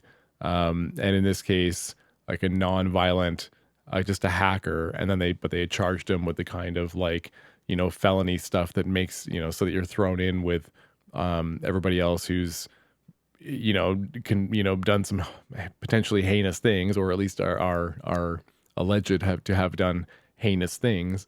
You could be housed with somebody who's killed other folks, and you've just broken into, potentially dialed into some computers to try and find some information.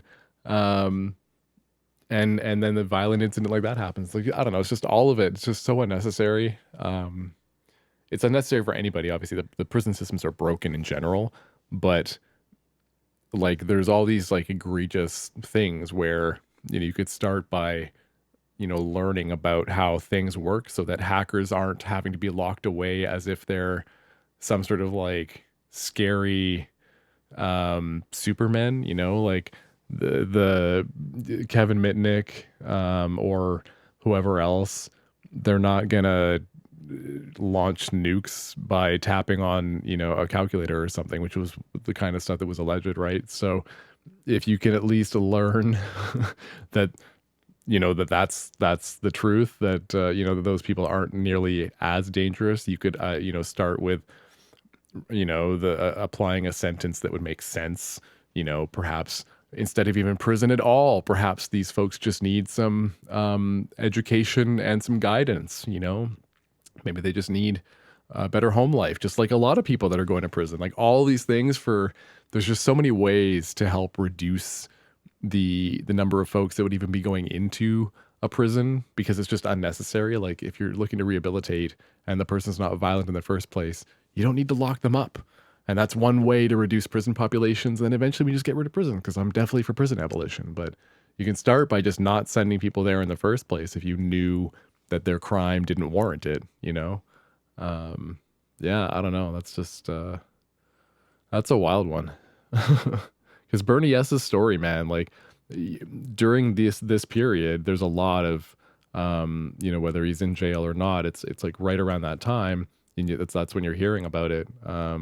And just having seen him in the interview and like see him talk about his arm and his face and just, you know, he's got amazing stories about stuff, but you can tell that he can't like separate, you know, the trauma from some of those amazing stories, because you can see the trauma, right? It's like, and there's I mean, that's part of his life. You know, he was in prison. He was beaten to within an inch of his life. You know, that all happened. That's part of his life now, you know? I don't know, it's fucked up. I mean, the people who are in government that do the kind of shit that we do, they don't live it. That's their fucking job. They go to work and they have an assignment and they're part of a big cog in this ultimate wheel of government. And they don't, I mean, this is our passion. We do this for free. We do this because it's fun. We do this because it's exciting. We get a rush knowing that we figured something out and we've found some little tidbit of information about something, or we've learned some new command, or we've learned some new transaction with which to execute on a mainframe somewhere. Any little tiny thing, that's the stimulus for us. And government people don't understand that, so they fear it. What they don't understand, they fear. And it's not so much the people like Corley and the Hacktick guys and anybody else who's going to stand up and wave the flag and go, we're striking a blow for or against the government, you know, strike the war machine, all that bullshit. I mean, I don't know how many people really take that seriously. And most of the times when you see that stuff portrayed up in the press, it's usually people trying to do a sensationalism piece, people trying to trump up. They're going, oh, these are the people, and here, you know, and they usually show Eric Corley as some sort of like Fagin-esque dude out of Oliver Twist leading the young boys off the cliff into, you know, that's just sensationalism. But the government, I don't think, really pays much heed to that. They fear because they don't understand. And it's, I mean, I've been doing a lot of work with government people. I've been talking to a lot of people within government, and I'm trying through, when I do seminars such like this, I do the same kind of stuff, but for a more commercial and government sector. And I'm trying to, you know, explain. I mean, it's like trying to teach Martian to a dolphin. I mean, you've got two separate, just totally opposite, or not even opposite, so far different than they're beyond opposite viewpoints on something. It's very hard to find a median to where they can truly comprehend each other, and we're trying to bridge the gap, and it's slowly starting to come around, but there's still that element of fear. And no matter how many people you have crazily running down the street saying we must hack this, we must hack that, or information must be free, or, you know, here's how to build a Redbox, little boy, I don't really think they take that as serious as they do the fact that they just don't understand anybody's motivation. I use the internet as a big tool. Yeah, I think there's just a different way of thinking, right? When it comes between like the feds that don't understand and the hackers that are just driven by curiosity. Because there's definitely a certain kind of person that doesn't care to look into things further. And I am definitely not one of those people. I've always been like the hacker mentality of like wanting to dig in and understand how stuff works, and can you break it, and like how can you break it, and why can you break it, like why does it do that, right? That's just like, that's the kind of stuff that's just fascinating to me. I love that. But there exists, obviously, you know, there are folks out there who are just not interested and almost like averse to looking into things too much, or too, you know, in a way that isn't sanctified and compliant, and you know, they're not gonna break the warranty seal on, you know, a piece of equipment that they own or something.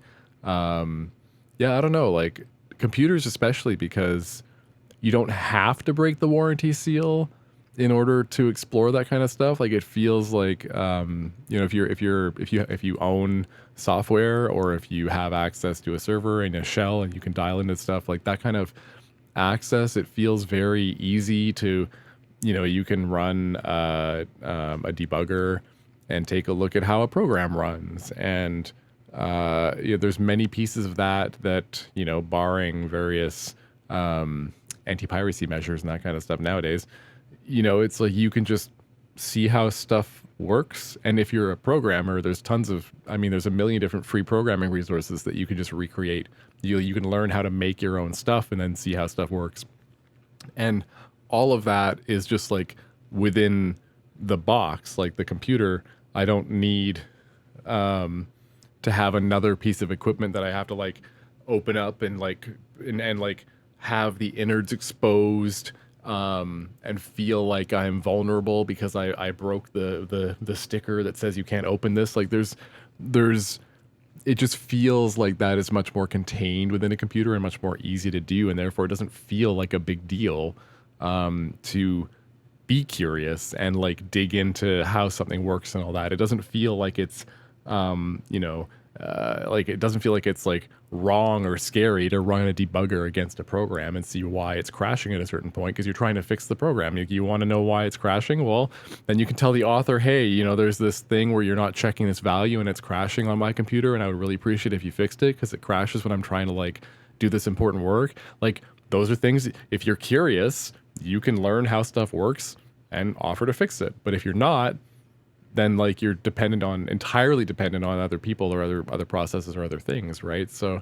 I don't know. I've always been definitely the curious type, and I guess there's enough of the non-curious folk that want to maintain and work, I guess, in government and have no idea, why the curious folk are curious and are part of law enforcement, I guess. Tool, especially IRC, which is Internet Relay Chat, in which me and my friends, we all like to talk, together about certain techniques and codes that we use to basically break into electronic surveillance or cellular telephony or any other electrical communications. We usually use that. Telephony, so like telephone communication stuff, right? As a tool for learning, espionage. I myself don't use it for anything governmental. I use it for fun and pleasure, and basically to build a knowledge base and that I can transfer to my business, which I work for a service provider.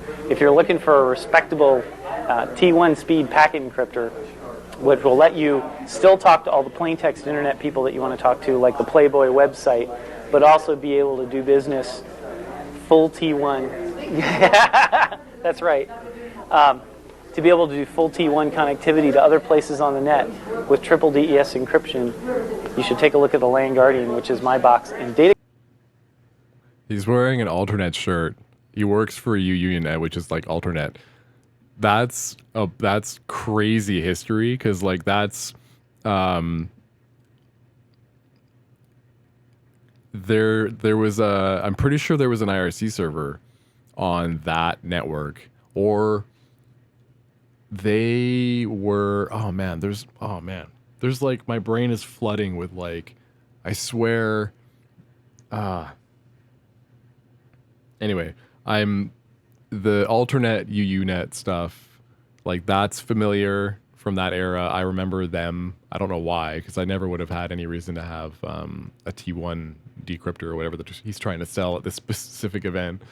The closest I came to a T1 when that was relevant was my mom's work, and her workplace had a T1 line, which was impressive to me at the time because I think we just barely still had dial-up at home, or we had like a crappy DSL line or something, like a 2.5 megabit DSL line or something. So either way, even if we didn't have dial-up, we had like a pretty slow ADSL line. So my mom's work, the T1 line, I think would have been better, I think. But now I'm trying to remember when it was a big deal. Yeah. If you find anything interesting, because like I love going down these rabbit holes right now. Communications of May 21st, 1995, just did a whole page on it. It's an amazing box because you can build corporate wide area networks over the internet, not have to pay lease line charges, triple DES encryption, which is better than most of the stuff out there, and it's less than 10K an end. which like, I think is one of the things that's going to make the internet a viable business tool, which is sort of what I and my company are really committed to. Were they actually like a big name, and like this is their younger years, right? This is like the hacker cons where they first were able to say like, you know, I want to make a company that just does, you know, this kind of connection or this kind of encryption very well, and they become like they're the first company that's like doing that, and they end up, you know, becoming you know, they get sold off to one of the other big software companies or something, right? Like how many of these stories are just at these little like conventions from the past, right? A lot of people have been fooling around there for a long time, but now we're seeing people want to do real business. And I think that decent encryption technology, especially for talking to your customers and vendors and stuff, is going to be what makes it happen. What we have here are some very sophisticated pieces of equipment that allow us to sweep the RF spectrum for eavesdropping devices. This particular unit is called a spectrum analyzer. What it does is it allows us to visually lock on like the one that we saw. I mean, buddy, if it's not as cool as the one that we saw that locks directly onto the device, then like you can hear it immediately. ID an RF frequency here on the oscilloscope. We can also listen to that particular frequency by pushing a demodulation button. This is a very important piece of equipment to use on electronic countermeasure sweeps. The reason for that is that real sophisticated eavesdropping devices would actually be a subcarrier masked on a subcarrier. It's hard for me to show you this right now, but basically what would happen is the eavesdropper would actually hide his RF signal down inside of one of these other signals. And I also like to hide my RF signals down inside other signals like that. I like to just kind of nestle them in the other signals so that they're kind of like little warm, but not too warm and not too distinct from the other signal. Just enough that they're kind of like nestled right in there, and that they're, you know, that they're kind of friendly with the other signals. So the other signals are kind of like, okay, you can stick around. You're not, you know, you're not the worst signal. You know, like you can probably be our friend. Like I like to do that. You know. Without a spectrum analyzer, you will not be able to demodulate that signal. A standard. I hate when my signal gets demodulated. That is just like, it's just so embarrassing, honestly. Scanner such as this doesn't have the ability to break the signal down that far. Incidentally, this particular unit will go from 200 kilohertz over 3 gigahertz. So it covers the full RF spectrum and part of the microwave range as well. Extremely nice unit for electronic. Oh. Microwave, that's great. So I don't know where the like I don't know how you like where you would like put your plate in to like, but it's cool that it comes with a microwave. The countermeasure sweeps. If you're familiar with the code PL tones, what that is it is a sub-audible tone that is transmitted every time someone keys in on a two-way communicator. It opens and closes the squelch on the repeater. The squelch. Now, the squelch. The neat thing about having the ability to identify PL tones is that if, say, for instance, we were scanning frequencies in the Federal Bureau of Investigations, you can see that consistently the PL tones are always the same, regardless of where you're at. Nationwide, for the FBI, 167.9 is the PL tone that opens up the squelch for the repeaters. Let's say, for instance, you wanted to hear about corrupt law enforcement people in the IRS. What you would do is you'd go to Internal Investigations Department and assign that frequency to your scanner, and then you would have the ability to monitor all RF transmissions. The most unusual thing that I've really come across was a sweep that we had done during the BCCI scandal a few years ago.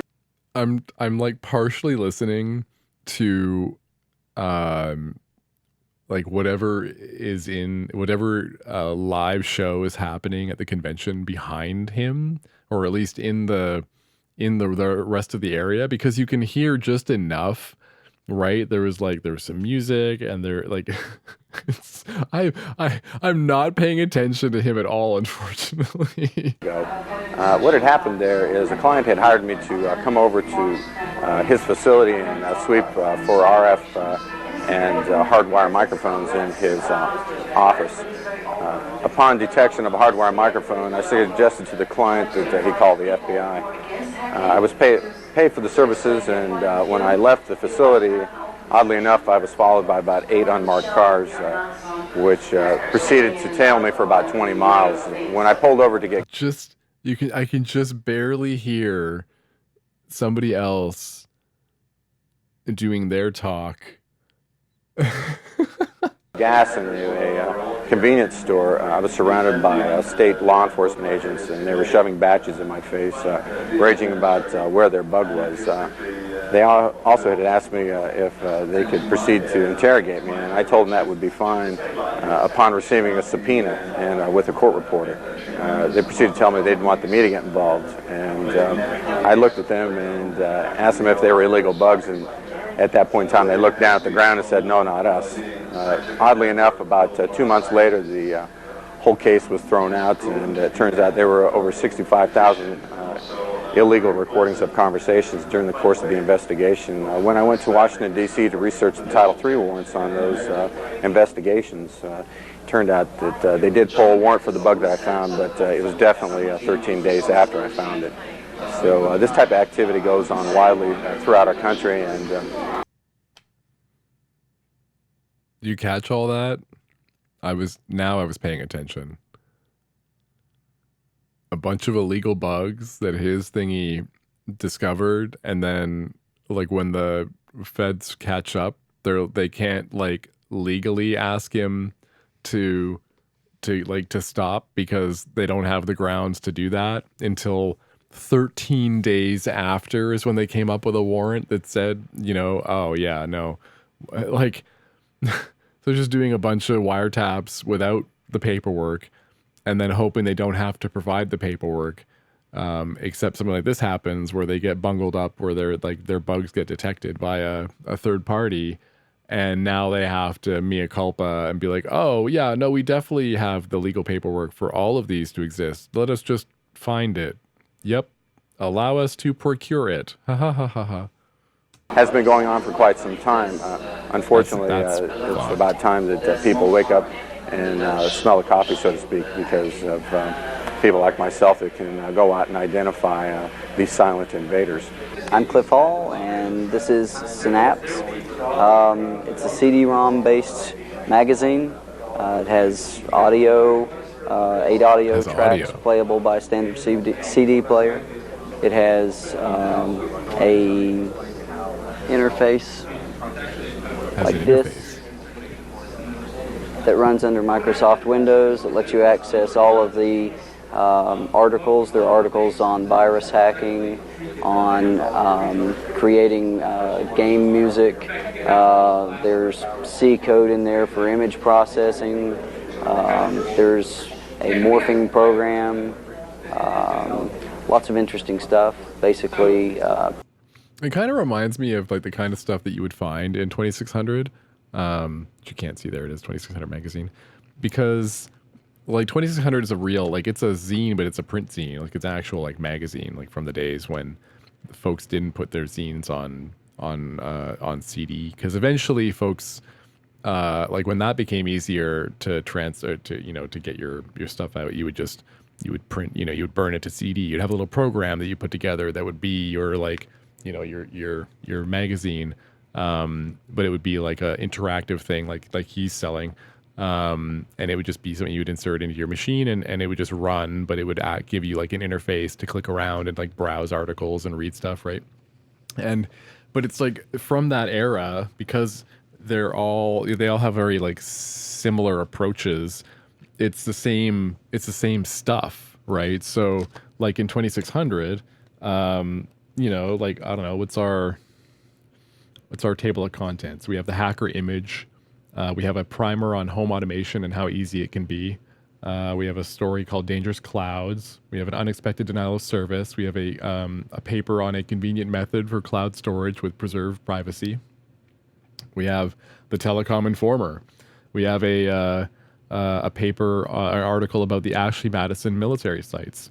We have an article about the technology at QPDC. So you see, like, it's the same, it's such a broad mix, because the hacker community is like, it's freakers, it's hackers, it's folks that are interested in like lock picking, or you know, the programming side. Folks just want to like make cool programs and kind of stuff, right?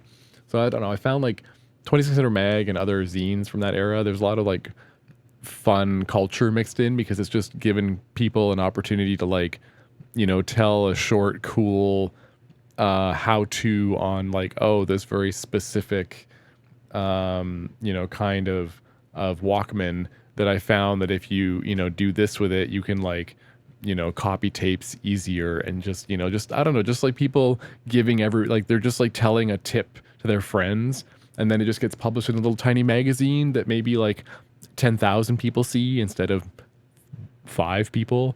But even then, your audience is still pretty tiny. Like, I don't know. It's just, it's people all over the neat internet, culture. pretty much showing off the things that they're doing in their basements, and basically did this in my basement in order to give them a platform to get their stuff out. We're an internet group that started out in 1989 as a bunch of people from bulletin boards and the internet. And as Operation Sun Devil transcended over everyone, we thought it was time someone sat there and did something about what was going on. The EFF came along, but then they were bought out pretty much, it looks like, by corporate America. So someone needed to do something for the small people. And since we were already organized, we decided to make it formal. We went through the IRS, got legitimized and everything. I became the spokesman, front person. Here at SummerCon 95, where we're offering free aspirin for everyone that's been partying all night long, is going to be totally wiped out by the end of this day. This hotel is probably not going to sit there and last too long, as this area is. I mean, they got open fire extinguishers and hoses around the hallways. They have no fire alarms or detectors I've ever noticed. It's a round building with a pool in the center, so everything's going into the pool. It's going to be thrown out of every window, and this is going to be turned into... This guy is seriously worried about the structural and fire integrity of the hotel that they're all staying at for the convention. The ultimate... Which, you know, I get it. That's his passion, I guess, right? Animal house of college infamy. Alice! Waste. This is so random. This is such a, like a, I don't know. It's just such a thing from that era, like the messiness of it all, right? Standing in the street when there was like a big cooler of beer up here.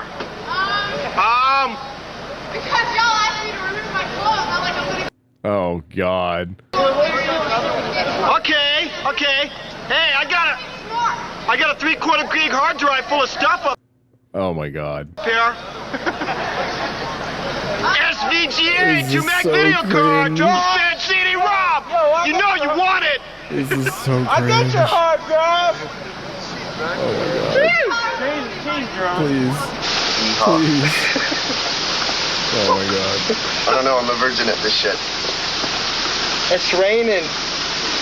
It's not so much that we're into red boxes, Anyway. but people are always figuring out ways of, There you go. Back to a of making manual. smaller ones, making ones out of you know, different devices, different objects that make it look kind of funny. The fact of the matter is a red box is just simply a single tone repeated 5 times. That's all it is. Red box could be anything. It could be a tape recorder. So it's just kind of funny that people are making all these strange designs for red boxes, and it's also funny that red boxes work so easily and the phone company doesn't seem interested in doing anything about it. Yet they're perfectly willing to put someone in prison with $100,000 bail for possession of one, not merely using one, just having one. I was inspired to start 2600 because I was on BBSs back then. This was before the net. Actually, I was on the net in a sense. I was on Telenet without their permission, and I just thought it was so incredible that I was able to call a local number and send a message to somebody and have them call their local number, another part of the country, and get my message. It was wild because no one had ever done that before, at least not in my little circle, and we didn't have the means to do this on our own. We had to use Telenet to be able to do it. Well, they didn't think it was all that nice that we did that, but we didn't do anything destructive. We just simply used it to pass messages back and forth, and that was the full extent of it. So in doing so, I realized there's a lot of information out there. People had stories to tell on the BBSs. People sometimes would post, how does this work? And I was saying to myself, you know, a lot of people out here know a lot of things, yet it's only being seen by the people on this bulletin board. Wouldn't it be nice if people had the opportunity to be able to read it in front of them in, you know, in hard copy? And so basically we just pulled a lot of these people together and asked him to write some stuff for us, and hasn't stopped since. They do make an honest attempt to portray the hackers as the good guys, so that's something to be said right there. There's been a lot of you know, simplistic, hysterical type of films that make people like us out to be evil when we're not.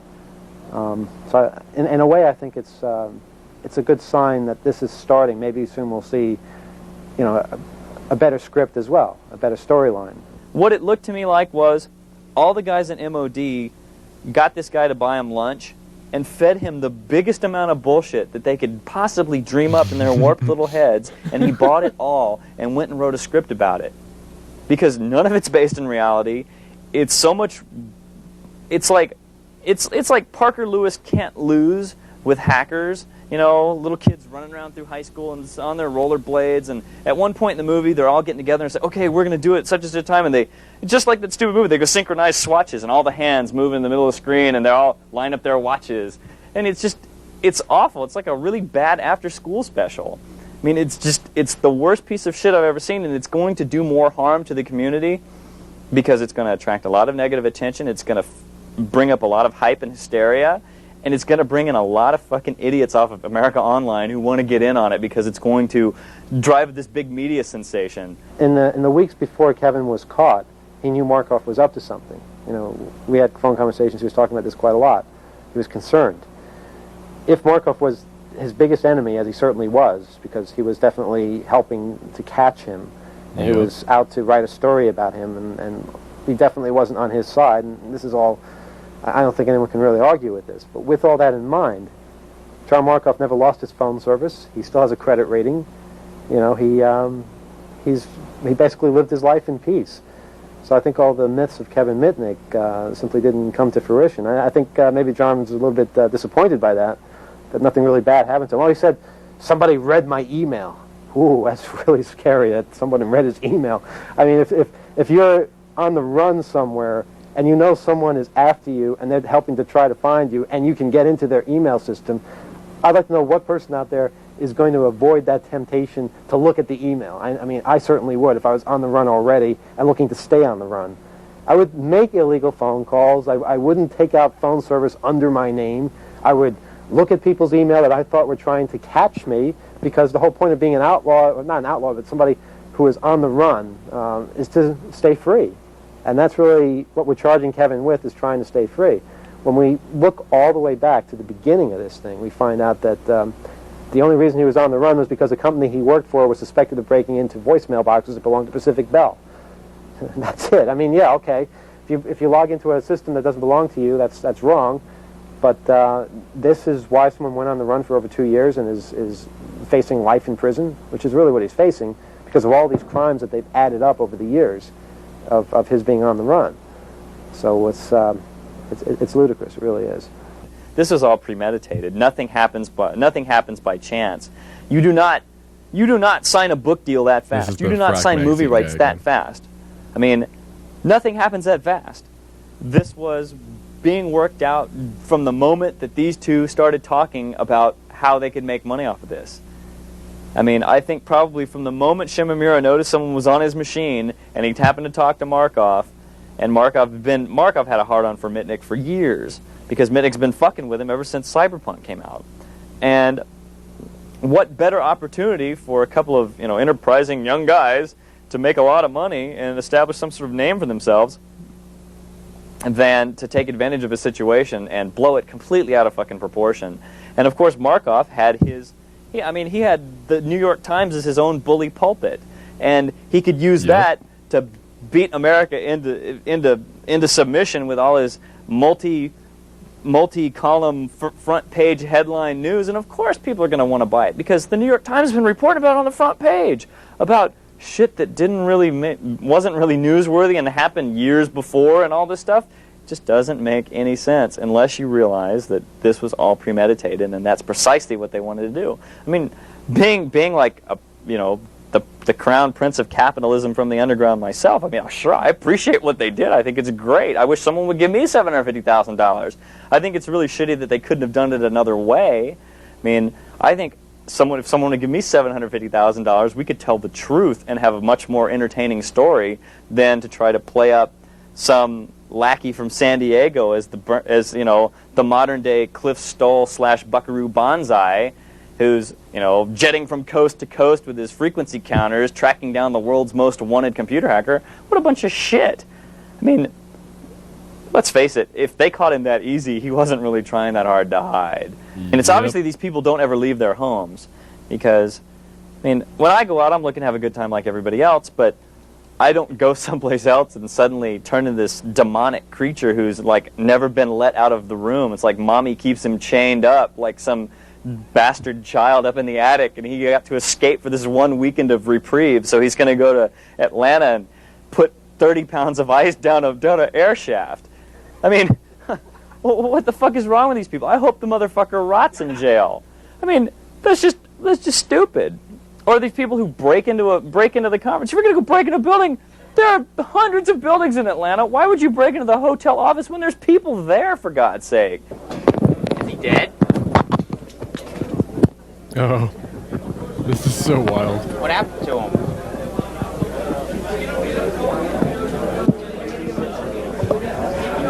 I think he's just drunk. He's just drunk and passed out in a room that apparently, according to security, he's not supposed to have been in, but also like wasn't clearly identified, and he's drunk.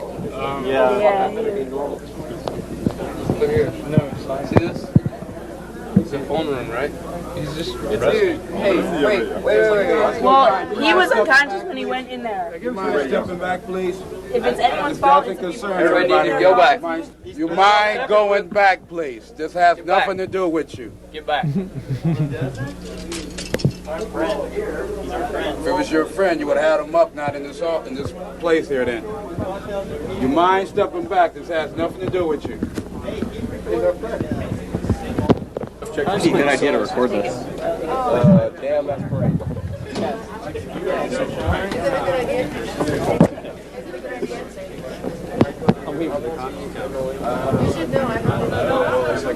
Hey, you need to cut it off. You move out. Why? Why? Yeah. You're out of the way. Okay, fire hazard. Why?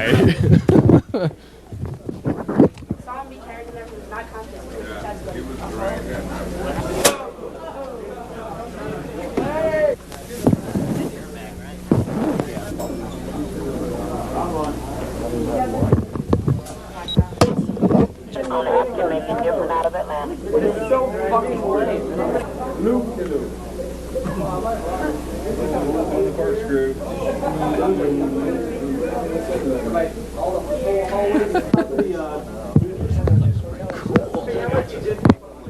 It's like crap in the lines. Okay, he's near the pool.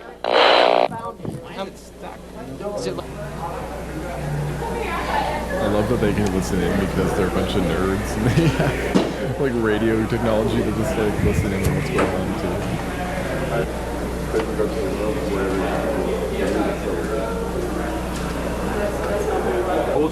I am not a crook.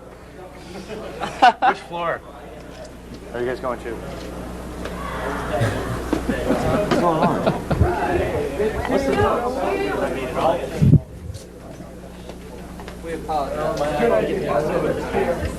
Oh boy.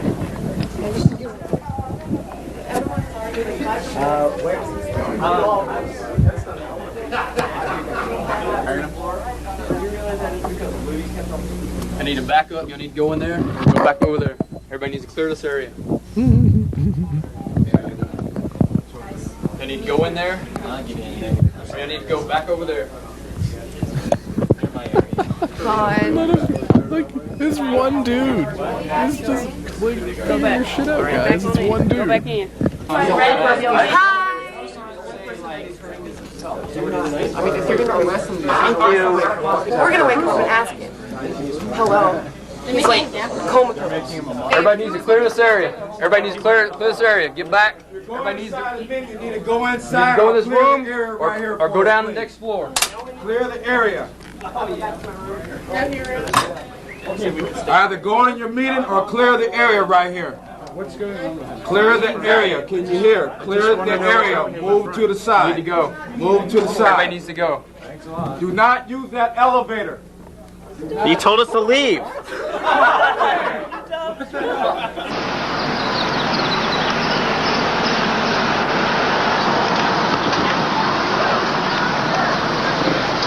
Emmanuel Goldstein, yeah! Woo! Yes, you're right. What's he doing? And some name. Whoa, look who's here now. Oh, motorcycle cop. I see. It's Chips. Go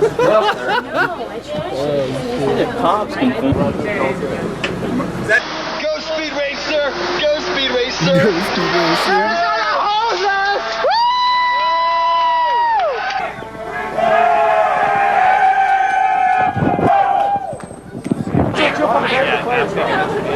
Who wants to jump on the back of the fire truck?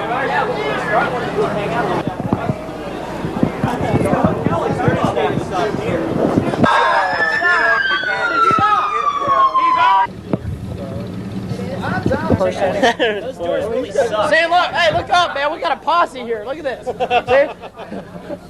There's one guy. One drunk guy. If he was only getting charged for public intoxication, if he can sign something, if he's coherent enough, then they'll keep him somewhere till he's better, till he's detoxed, and then they'll let him go. If not, if they charge him with trespassing or whatever, then he's going to be there. One way. Hey, Mom. It's so sad. I can't believe it. I saw people get mugged up there. I saw a guy get shot. And then they bust a guy just for going down the elevator the wrong way. I'm not giving my key back. And he was in a room that they said he was trespassing, but it didn't say no trespassing on the door. The door was not locked. In fact, there was no doorknob. I don't know. I think we ought to all just go down to the jail and get him out. We're trying to free Y. He's the drunk guy who got hauled away. Y? His handle is Y, and we're like trying to raise money for his defense fund. And I've got like a pocket full of change right now. But we're trying. See, a nickel? A nickel. A nickel, okay? These are the homeless of Atlanta.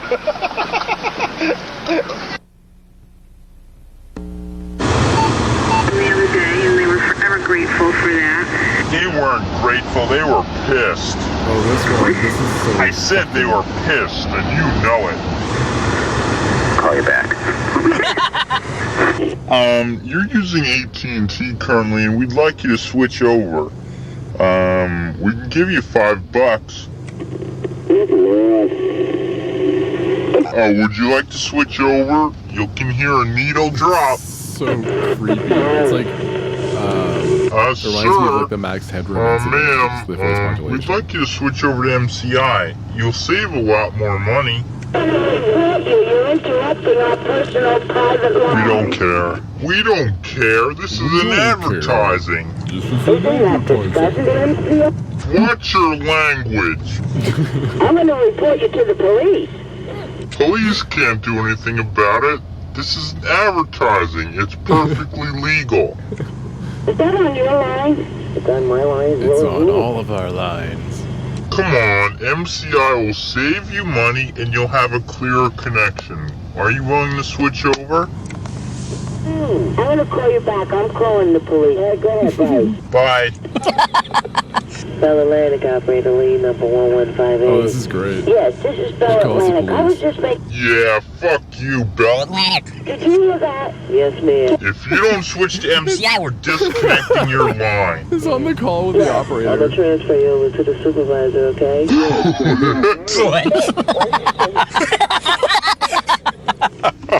Get the supervisor on. Is this the supervisor?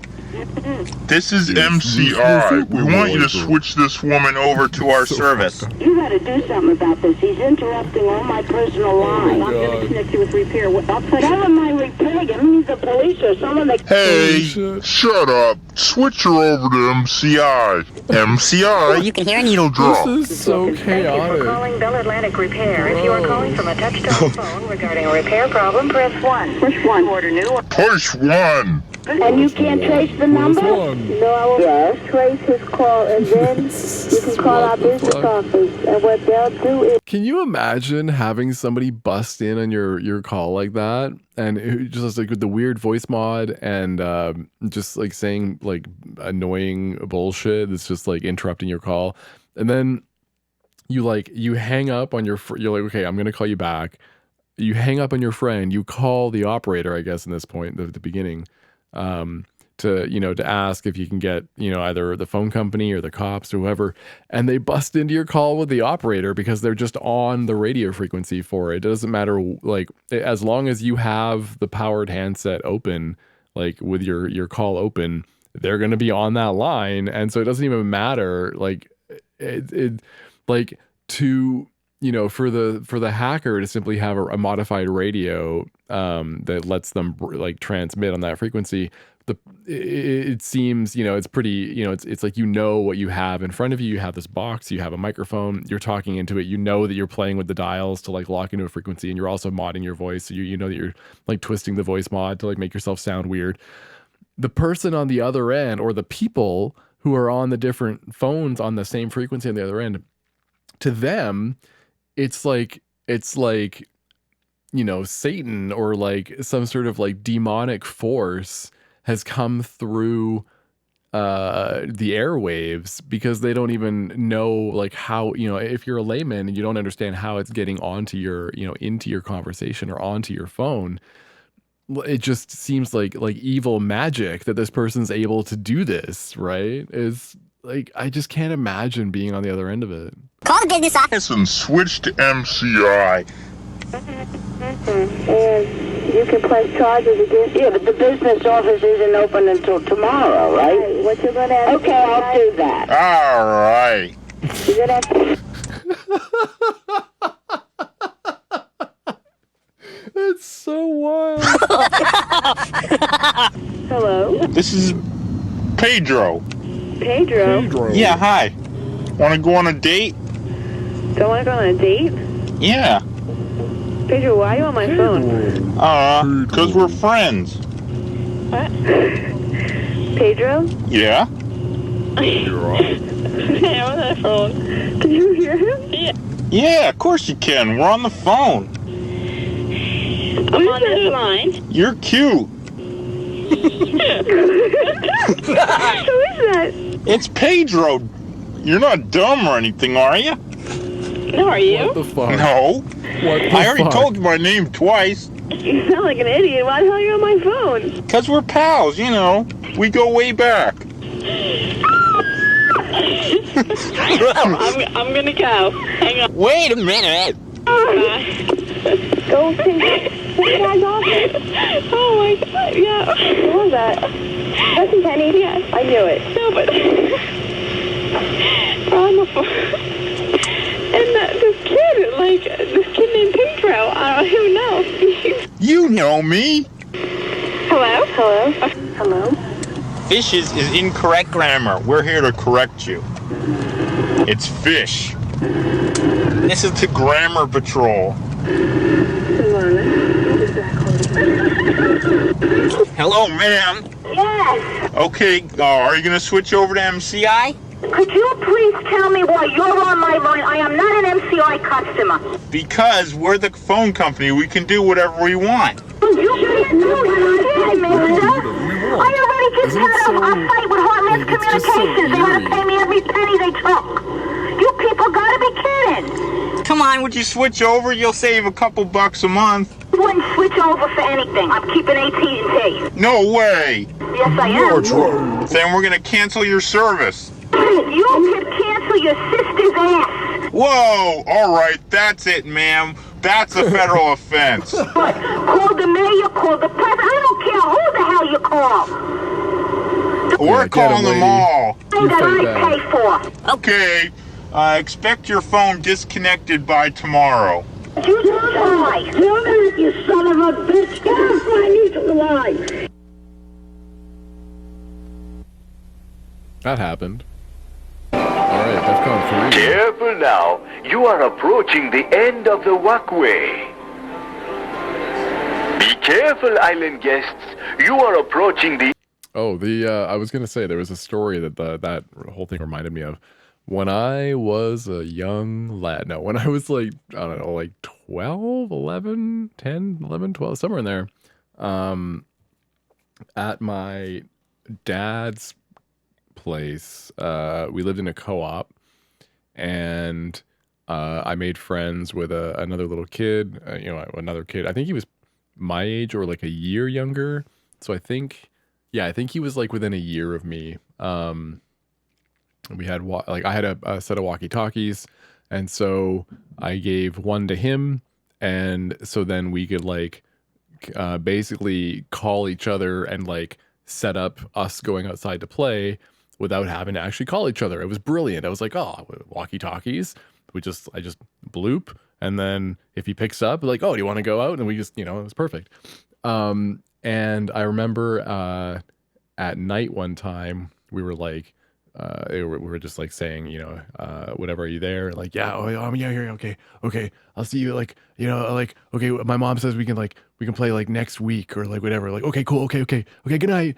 And then one time, I remember over the walkie-talkies, while we were doing that, we heard, I guess, somebody else on their cordless phone.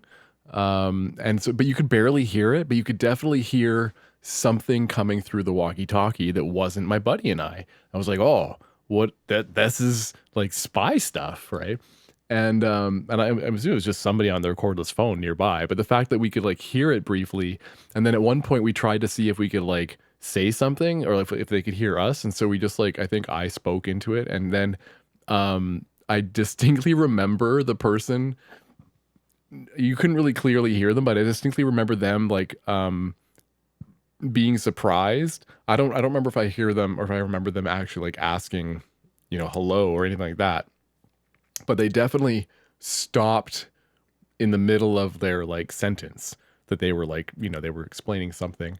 But they definitely like knew something was up. And that was just like, all bets were off. Walkie-talkie turned off. I was freaked out. I was like, oh no, oh God, what have I done? But it's like, that was probably one of my first, like, I don't know, like radio frequency, radio hacking, radio freaking, I don't know what you want to call it, radio espionage experiences. Was just like randomly that those walkie-talkies picked up somebody else's cordless phone. And that was like the first time that I realized, I guess, that could like happen with anything that you had, like radio stuff. It didn't have to be like actual spy stuff. It's just a consequence of things sometimes working, like assuming on to be working on the same frequency. Nobody assumed that, this walkie-talkie and this walkie-talkie would be on the same as this cordless phone, but they were. So yeah, that was just like, that was fun. That blew my mind. And that was like, okay, this has to be explored. How can this be like, what else can we do with this? Right. End of the walkway.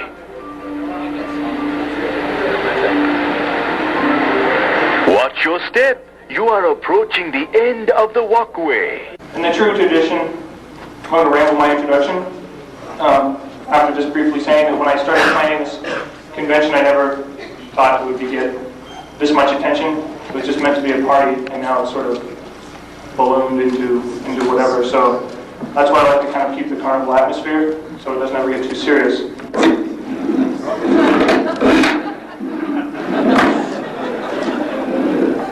Okay, good. We have the first giveaway, a cellular phone. The AT&T 3610, donated by an anonymous source. And if you possess the lucky ticket number, the government. It's totally you not possess tapped. the lucky ticket number 457 of the last 3 digits. You are the lucky winner. No. Okay, here's finish. Cryptography is a hot topic these days. Schneier. A lot of people are interested. My book has sold an awful lot of copies. There are lots of products. I get calls, I get email. The CyberCrypt mailing list is just getting bigger and either more or less interesting depending on who you ask. I used to read his blog. It's really getting to be something that everyone cares about. Newspapers are reporting insecurities of computer networks all the time. We're now looking at electronic payment systems over the network and cryptography associated with that. We're looking at ways to deal with secure credit card numbers, secure telephone calls. Companies now are waking up to the fact that people are listening in on their communications, and that their data is valuable and people want to get it. It's, more and more people are getting interested in this. More people want to use this cryptography.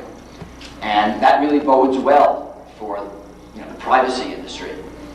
On the other hand, we have the forces of the U.S. government at work. Anybody from the U.S. government raise their hand? You guys know who you are. There's a strong push in this country against cryptography and against the widespread use of cryptography. And what I want to talk about is the kind of things we're likely to see in the next 5 to 10 years and how they might affect us and what we can do to sort of nudge them in directions that we think might be better. So it's clear that the future is going to bring more widespread use of cryptography. PGP is a good example of that. Many, many more people have that than use that, but there are a lot of people that use that. And as the user interface gets better, more and more people will use that. The Clipper Home Clipper initiative by the U.S. government showed us that while people aren't willing to buy a Clipper phone, there are a lot of people who are interested in secure telephones. And that people would use secure telephones if they were actually secure and reasonably priced.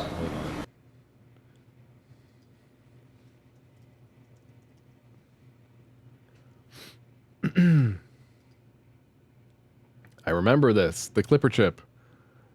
The Clipper chip was a chipset that was developed and promoted by the United States National Security Agency as an encryption device that secured voice and data messages with a built-in backdoor that was intended to allow federal, state, and local law enforcement officials the ability to decode intercepted voice and data transmissions. It was intended to be adopted by telecommunications companies for voice transmission. Introduced in 1993, it was entirely defunct by 1996. Basically, government says, hey, we're going to make a new technology where the encryption and everything is handled in this chip. So if you want to have great encryption in your device, amazing level encryption, so you just don't even have to worry about the implementation. You just implement this chip on both ends or whatever device is going to be communicating. It'll handle all of that for you. And also there's a tiny backdoor, so if we need to get in there and actually decode some things and see what's going on, we can do that. But nobody else can. It's entirely secure. We, the government, are obviously not going to abuse that. And therefore, this is a great technology. And nobody believed that. And yeah. The Clipper chip used a data encryption algorithm called Skipjack to transmit information, and the Diffie-Hellman key exchange algorithm to distribute the public keys between peers. Diffie-Hellman is pretty common. I think that's in use. Yeah, that's in use today for a bunch of stuff. Skipjack was invented by the National Security Agency of the U.S. government. The algorithm was initially classified secret, which prevented it from being subjected to peer review from the encryption research community. The government did state that it used an 80-bit key, that the algorithm was symmetric, and that it was similar to the DES algorithm. The Skipjack algorithm was declassified and published by the NSA on June 24, 1998. The initial cost of the chips was said to be $16 unprogrammed or $26 programmed, with its logic designed by Microtronix and fabricated by VLSI Technology. At the heart of the concept was key escrow. In the factory, any new telephone or other device with a Clipper chip would be given a cryptographic key that would then be provided to the government in an escrow. If the government agencies established their authority, you can't see my, hold on, scare quotes, established, wow, I have to get in real tight for you to be able to, established their authority to listen to communication, then the key would be given to those government agencies who could then decrypt all data transmitted by that particular telephone. The newly formed Electronic Frontier Foundation preferred the term key surrender to emphasize what they alleged was really occurring. Yeah, I mean, that is, yeah, yikes. The Clinton administration argued that the Clipper chip was essential for law enforcement to keep up with the constantly progressing technology in the United States. While many believe that the device would act as an additional way for terrorists to receive information, the Clinton administration said it would actually increase national security. They argued that because terrorists would have to use it to communicate with outsiders, banks, suppliers, contacts, the government could listen in on those calls.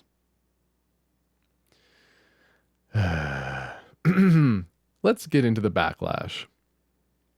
Organizations such as the Electronic Privacy Information Center and the Electronic Frontier Foundation challenged the ClipperChip proposal, saying that it would have the effect not only of subjecting citizens to increased and possibly illegal government surveillance, but that the strength of the ClipperChip's encryption could not be evaluated by the public as its design was classified secret, and therefore individuals and businesses might be hobbled with an insecure communication system. Further, it was pointed out that while American companies could be forced to use the ClipperChip in their encryption products, foreign companies could not. And presumably phones with strong data encryption would be manufactured abroad and spread throughout the world and into the United States, negating the point of the whole exercise, and of course, materially damaging U.S. manufacturers en route. Senators John Ashcroft and John Kerry were opponents of the ClipperChip proposal. Oh, based John Kerry for once. Arguing in favor of the individual's right to encrypt messages and export encryption software. The release and development of several strong cryptographic software packages such as Nautilus PGP and PGP Phone was in response to the government pushing for the ClipperChip. ClipperChip. The thinking was that if strong cryptography was freely available on the internet as an alternative, the government would be unable to stop its use. Yeah. And then, look, there's even vulnerabilities in it that are actually identified. So in 1994, Matt Blaze published the paper Protocol Failure in the Escrowed Encryption Standard. It pointed out that the Clipper's escrow system had a serious vulnerability. The chip transmitted a 128-bit law enforcement access field that contained the information necessary to recover the encryption key. To prevent the software that transmitted the message from tampering with the LEAF, a 16-bit hash was included. The ClipperChip would not decode messages with an invalid hash. However, the 16-bit hash was too short to provide meaningful security. A brute force attack would quickly produce another LEAF value that would give the same hash, but not yield the correct keys after the escrow attempt. This would allow the ClipperChip to be used as an encryption device while disabling the key escrow capability. In 1995, Yair Frankel and Modi Young published another attack, which is inherent to the design and which shows that the key escrow device tracking and authentication capability, namely the leaf, of one device can be attached to messages coming from another device and will nevertheless be received, thus bypassing the key escrow in real time. In 1997, a group of leading cryptographers published a paper, The Risks of Key Recovery, Key Escrow, and Trusted Third-Party Encryption, analyzing the architectural vulnerabilities of implementing key escrow systems in general, including, but not limited to, the ClipperChip Skipjack Protocol. Say that 10 times fast. ClipperChip Skipjack Protocol. Blah, blah, blah, blah. Yeah, so there you go. I mean, it was an audacious attempt by the government to like fill a gap with their own little like needed, product that they thought could also perhaps introduce, a handy back door that would be widespread in the American public. And no, it just failed on all fronts. Like, first of all, encryption sucks. Second of all, nobody wants to use your weird device that doesn't even tell us what kind of encryption it uses and has this specific backdoor for your purposes that we have to like trust. Like, nobody wants this. You can't enforce that other companies are going to even have to use this outside of America. So then everybody's just going to end up using a non-American phone, to do their like. It's just there's so many flaws in your plan. This is obviously just like a cash grab. This was just somebody's attempt. Somebody's chip company was supposed to like just make this, right? There's no other way, right? Yeah, it's more clear we're going to see more digital signatures in use. Even the U.S. Post Office. I mean, the people who deliver your mail want to get involved in digital signatures. Now, IRS looking at digital signatures for electronic submission of tax forms. We're going to see that in electronic commerce over computer networks. That's going to be more and more ubiquitous as the years go. Less clear is exactly what all these measures are going to protect against and how they're going to protect against it. Cryptography isn't an on-off switch. It isn't like you use it or you don't. You secure or you're not. There's better cryptography, there's worse cryptography, there's good cryptography, there's bad cryptography. And sort of the degree of cryptography we're going to see is still very much in doubt. What'll protect somebody against a coworker might not protect them against a dedicated hacker or someone who really wants to break in.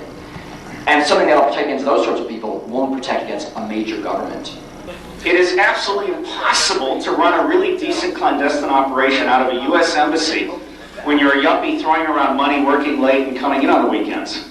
It gets real easy to spot the spook. And I will one day have a conference and we'll give out Spot the Spook t-shirts. But I'm real pleased. One of the things that I have done for the hacker community, I think, is encourage my government colleagues to come to these things. At Hope, we had 3 really great-looking teams of 2 men each wearing shorts, pressed t-shirts, and black shoes from Air Force Intelligence. But they were nice people, and they learned a lot, and the fear factor is going down. This is what's important. This is what's very important.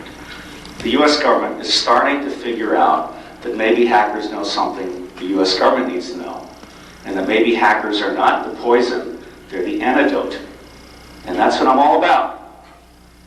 When you go around saying the emperor is naked, what you're really doing is making up for communications and computing industry that is criminally negligent. Okay, security is out the window. We have a system that sucks. As you know very well, it is wide open, it is a gauze tent, and there are lots and lots of kids with matches out there. Unfortunately, we're now starting to see a marriage between criminals with money and hackers without money. And that's scary. That is very dangerous.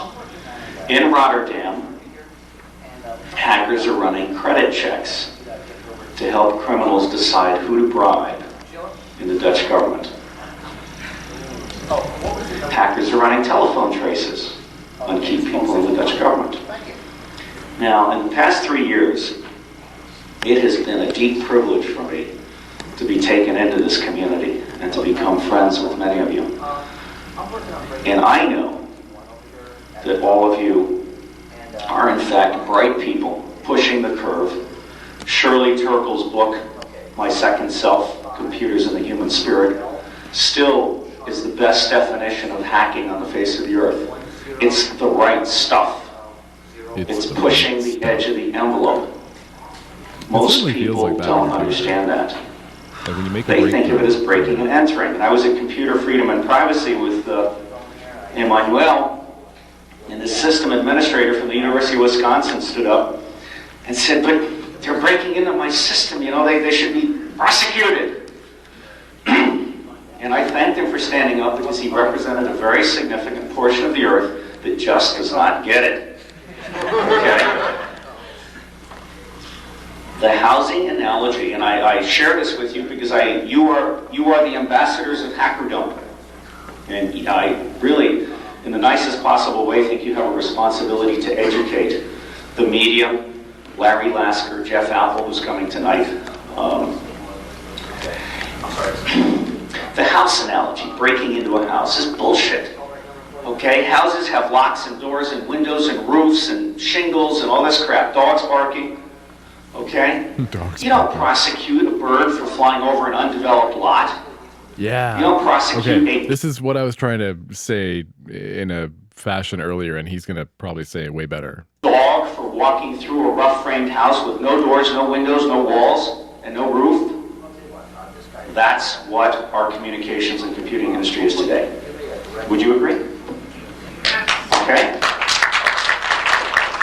We need to help the press understand that bad law is not a substitute for bad engineering.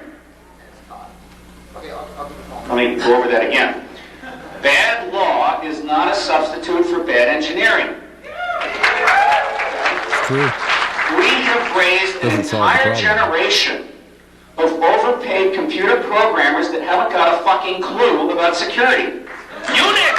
Yay, Unix! In the discussions and getting order. He's passionate, that's for sure, right? I would like to read a story from like a letter from one of the 2600 mags. This is from volume 32, number 3, autumn 2015. And this person writes, Dear 2600, I suppose it's hacking, although I've always considered it curiosity. From as early as I remember, I'd no sooner get bored of a new toy than have it taken apart to find out how it worked. Sometime in the late 70s, early 80s, there was a radio-controlled car, a Christmas present, I think, that my younger brother had tired of. I knew that CBs and scanners needed frequency crystals. I also had some general electronics experience. So, tiring of my homework, I opened up the little transmitter, and lo and behold, a crystal.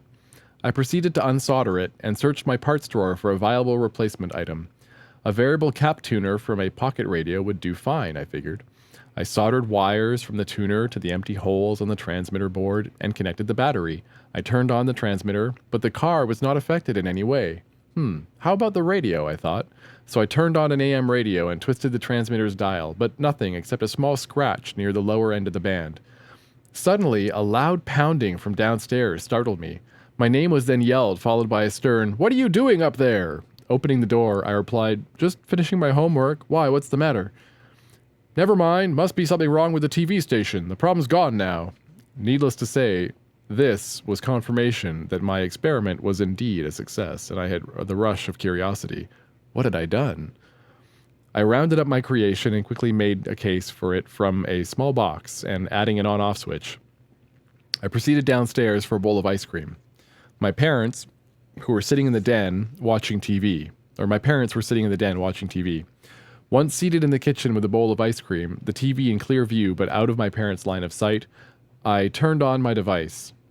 Nothing happened initially, but upon turning the dial, the entire picture squished into a thin, bright, white horizontal line with a loud howl of audio horror. Quite disturbing.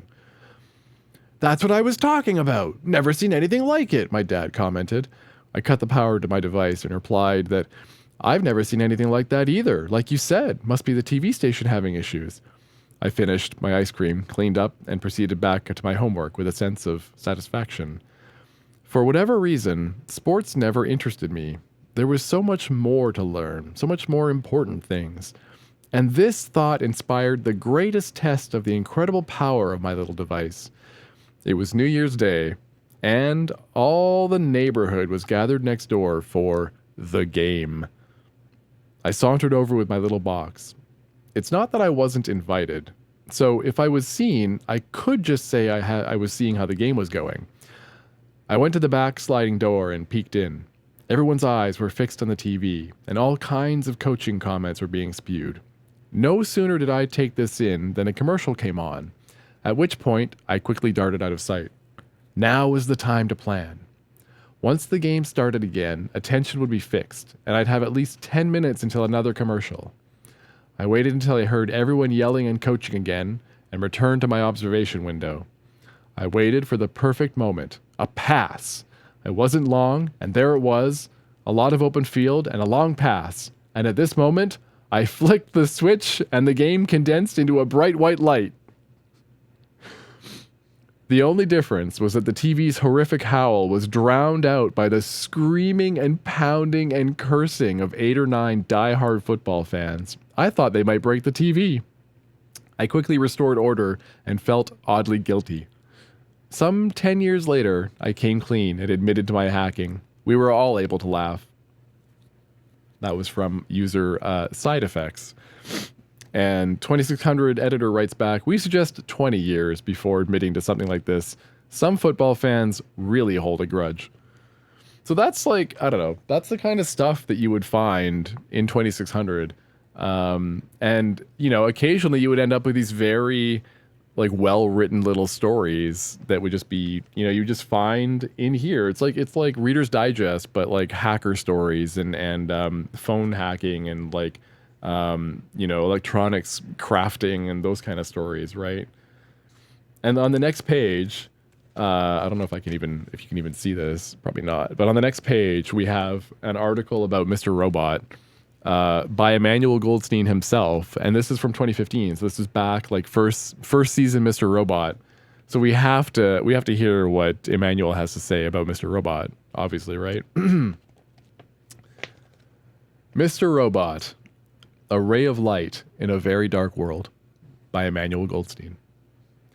We sign in, we tweet, We favorite, we RT, we say nothing. There have been so many television series about hackers over the years, and a good deal more that incorporate hacker characters or hacker subplots. Nearly every one of them gets it painfully wrong, to the degree that we are left with no choice but to deplete their bank accounts and put the creators on Interpol's most wanted list in order to ensure that they never cause such offense again. Fortunately, that is not the case with Mr. Robot, a 10-episode series which debuted in May. Aired on the USA Network, a channel I honestly forgot still existed. This program has done so well that it's been renewed for a second season. Actually, it was renewed even before the first episode aired due to the rave reviews it was getting from online audiences, and it was supposedly put online early due to fears of, wait for it, somebody hacking the pilot and leaking it to the world before it could be promoted properly. Ever since WizKids came out in 1983, I've been waiting for someone to get it right. I grew somewhat attached to that show, only because there was nothing else similar at the time. But even then, the saccharine sweetness of those do-gooder hacker kids wore thin pretty quick. Plus, they spent way too much time working with the cops. Mr. Robot doesn't present any of these problems. Elliot Alderson is our protagonist. He lives alone at 217 East Broadway on the Lower East Side. It's a real building and a real address, so major points right there for authenticity. Elliot is hooked on morphine, works for a cybersecurity company called Allsafe, doesn't like to be touched, and can barely get a sentence out most times. He's absolutely perfect because of his flaws and imperfections. All right. Editor's note, all right. We don't necessarily like Elliot, but we can certainly feel for him. He speaks directly to us off camera as his imaginary friend in a manner quite reminiscent of Alex from A Clockwork Orange, but without so much in the way of clever and psychotic humor. Elliot is the type of person you would pass on the street and never think twice about, apart from maybe wondering if he might be some sort of garden variety lunatic. No, Elliot is far from such mainstream hacker characters as David Lightman, Lucas Wolanchak, or Wesley Crusher. About as far as you can imagine. And it's about time. Elliot's world gets more and more complex as he's pulled into a mysterious organization of the computer underground known as F Society. The people who meet secretly in an old Coney Island building, including Mr. Robot himself, are tied into a much larger and looser network. One naturally equates its mystery and power to something on the order of anonymous. These people come from every background imaginable, but that isn't done simply to earn points on the diversity scale. This happens to be today's reality. Hacking has grown up and spread everywhere. White pasty-faced males are still Hollywood's favorite stereotype for anything tech-related. The real world is a very different place, and odd as it may seem, the world of Mr. Robot is a disturbingly real place. Sure, there's a degree of suspended disbelief that must be employed here. Hacking someone out of prison in 24 hours is a stretch. You generally need the whole weekend. As is the apparent ease with which webcams are able to be compromised and unauthorized USB drives attached to systems. The gullibility of employees working in vault-like establishments who allow their territory to be physically compromised by their worst imaginable nightmare is especially unbelievable. But then we've all heard stories where that's exactly what happened, so that may or may not be so far off after all.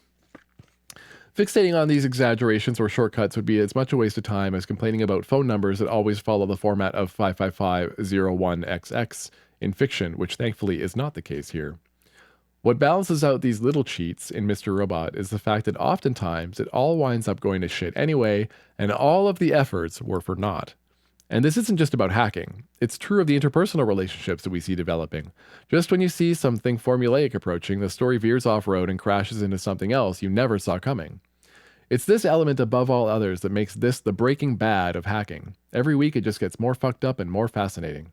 In each episode, New York unfurls like some kind of foggy nightmare. Many of us have been there. Elliot's monotone narrative adds to the dreamlike state which various plots develop. And the cinematography is akin to what I would imagine Stanley Kubrick doing with the hacker story set in the Big Apple. There are some truly scary moments, not so much due to the horror as to the revelation of what's really going on. It's well worth watching the series a second time knowing what you know at the end and seeing how it was all right there in front of you the whole time. It's great storytelling, and the technical accuracy is an unexpected bonus. I actually saw an IRC kick ban unfurl on a TV program exactly as it does in real life, and it totally worked as drama, again, as in real life. Full disclosure, the 2600 website circa 1998 features very briefly in the story, but I was plenty captivated before even knowing about that.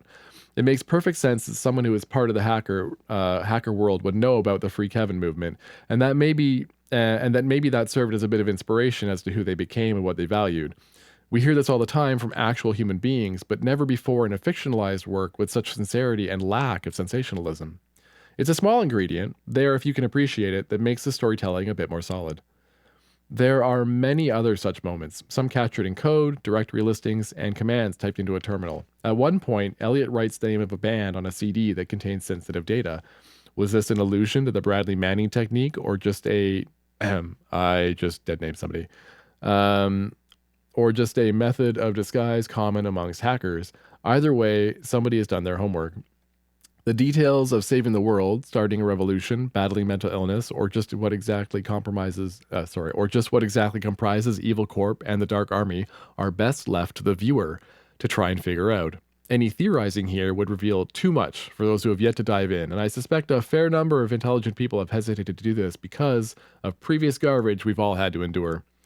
Now that the first season has aired, I recommend getting the DVD when it comes out. USA Network has an annoying habit of censoring some of the stronger language, which winds up adversely affecting the stronger scenes. As a cable channel, they don't answer to FCC broadcast restrictions, so this is completely unnecessary and unwelcome. At the very least, they ought to air a late-night version for those who can handle the occasional F-bomb. In reality, we're all just trying to get by and figure out what's right and wrong, and this is what Elliot Alderson struggles with throughout the story. He remains a true hacker regardless of the choices he makes and how he's manipulated. Sure, he breaks the rules a few times and invades the privacy of those he's interested in, as is the case with members of virtually every element of society, and as a hacker, he's very good at what he does. But it's all of us who make the world of lost privacy, powerful integrated intelligence systems, and poor security a reality. This is what the media can never understand, that it's far more complex than the literal black and white they portray. It's about justice, vengeance, disclosure, a bit of fun, and ultimately finding yourself somewhere within it all. For that, Mr. Robot succeeds in bringing forth the most truly human portrayal of a hacker I've seen outside of real life itself. It's my hope that somebody will figure out a way for Chelsea Manning and so many others to see this while in prison for pursuing the same idealistic goals we celebrate here. It's more than a little therapeutic to have this sort of thing play out on the screen. Now, let's all hope they don't screw up Season 2 with talking robots, cool graphics, or any scene that takes place in the Pentagon War Room. And that's that was Emmanuel Goldstein's writing. He's he's got chops, right? I mean, he can write. It's just funny because like he's it's just like the idea that he's also just a guy who has an opinion about Mr. Robot being a cool, true to life hacking drama. It's just kind of fun, Organized for this year, I said, well, I'm going to make this easy. In case you haven't noticed, this is a Stop the Fed t-shirt with a bullseye target on the back. That's a Fed. And the bottom line says, retired 1/2 point. So everybody in the room now has a half point. I went to college like all good FBI agents do. Guess what my degree's in? Not even close. Hey, history! A BA in history. Wasn't even a BS. It stands for something else. Bullshit. So, but anyway, I majored in history. Frankly, we didn't even have computers back then. I remember the slide rule days. A calculator was $500. Now I'm only 29 years old. Anybody believe that? No. But anyway, I had done some tweaking the ability algorithm cases back in 1979, which was a fraud against the government, major company. And plus I've been using them for essentially all of 1980s rather. And so they tapped me and said, we need somebody to look at this whole computer crime stuff we're doing and see where we are. Well, 3 guesses. I can tell you, because you already know. What we found out is DOS. Okay. Now, anybody in this room think DOS is an operating system? I don't think so. Maybe a few. Okay, we got a few. Raise your hand. There we go.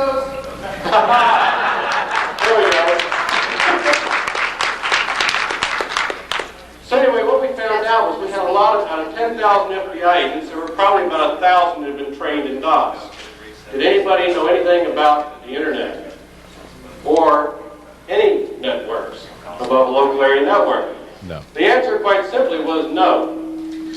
So the first thing we did was decide, one, is we need to have a special group, which turned out to be the FBI's National Computer Crime Squad. That was formed in February 1992. Careful now. You are approaching the end of the walkway. You are approaching the end of the walkway. Prepared, man.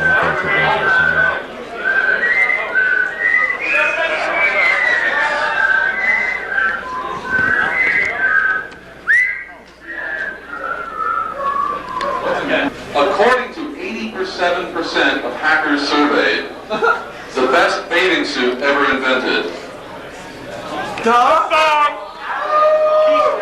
The tea bag. We could do without 535 members without a clue. What is Congress? Yes.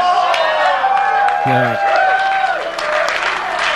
Oh, it's so relevant. 1,100 for team 1. 1,000. How are they so relevant still? Beer, soda. I need a diligent courier to pick up more beverage.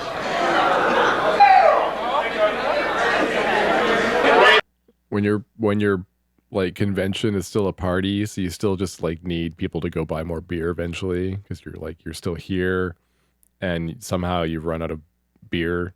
So you're like, okay, well here, okay, you can pitch in another 50. Okay, yeah, we can probably get another couple K. Oh yeah, we can get more. Yeah, okay, we're good. Oh yeah! You gotta get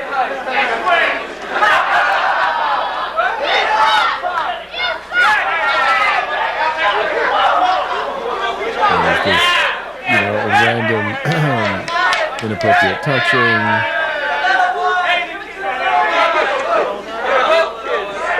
Violence. I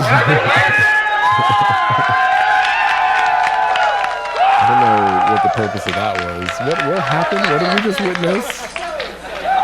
I don't know what's But if we happening. look back to the early 1980s, viruses were not an epidemic. But what's happened with the curve? We go along and we have this steep curve that came up at some asymptote in the curve, in the numbers. Same thing with quote-unquote hacking attacks. Very, very low numbers, and then it got real steep as the connectivity got there, more people got online, et cetera, et cetera. The power output is a function of time. When we talk about a 100-watt light bulb, that's 100 watts of continuous power going over and over. We call that 100% duty cycle. If I release 1 watt of power as is measured in continuous duty cycle, if I release that amount of power in 1 microsecond, I'm releasing a 1 megawatt spike. So we have an issue of frequency, distribution, noise, and time for discharge of a particular pulse. So it's fairly easy to get up to a fair amount of power fairly quickly. The military has a very active program called Directed Energy Weapons, DEW, and it's all secret stuff, so let me tell you about it. They,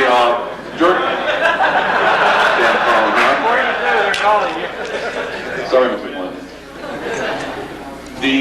In the opening minutes of the Gulf War, everybody remembers the Iraqi virus hoax? Yeah? Okay. Instead of that, what we used really was non-nuclear magnetic weapon-tipped Tomahawk missiles, which put out umpteen, I don't have the numbers because those are classified numbers, put out megawatts, if not gigawatts of power near the radar installations of the defending the southern border of Iraq to take down their ability to detect our F-117s and the further cruise missiles that were going to make right turns at the Al Rashid Hotel for the benefit of CNN. But yes, the military has active work in this to use them as weapon systems. The problem that we have from our community is that every time the military ends up with something, it ends up migrating out of their domain, even though the secrecy, physical security, what have you, the information migrates down. And an awful lot of the stuff is pretty much engineering 101 oriented. Are you familiar with the lady who put her poodle in the microwave?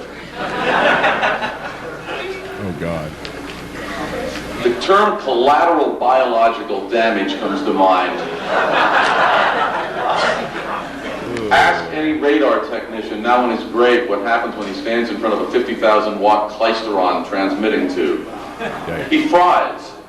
You do not want to be near these things. You do not want to play with these things. They will cook you. They will sterilize you. What the They will make you wish for a cellular phone. And despite the intrigue of the simplicity with which to do it, we do not know enough in the unclassified. This sounds like something out of X-Files, right? I mean, it's true, because that much voltage in the air, or that much wattage in the air, like, yeah, you don't, but it's like, that part's true, but it also, at the same time, sounds like something out of X-Files. World about all of the effects of this. If we are debating Like, you don't want to stand in front of a giant, transmitters you know, causing a brain highly cancer, would you like to come up here and be subject to 16 megawatt pulses? Transmitter either, for the same reason. But you don't think about it as being like instead of transmitting, your microwave signal from point to point for the purpose of transmission, you're literally trying to use it to heat up a beam of light wherever you point it and hope that it actually just fries the air enough that you can, cook your opponent, and it'll just do that anyway as a side effect. It's like the idea of just actually using it to do the gross thing of actually causing destruction. It's like, ugh. Caffeine, drugs, lack of sleep, and a whole lot of stress. All right. Which is the normal condition, but usually I manage to consume at least some amount of relaxation. When I die, I do want to go peacefully in my sleep. Oh, this rather is so... than screaming. What show is this? I can't watch this.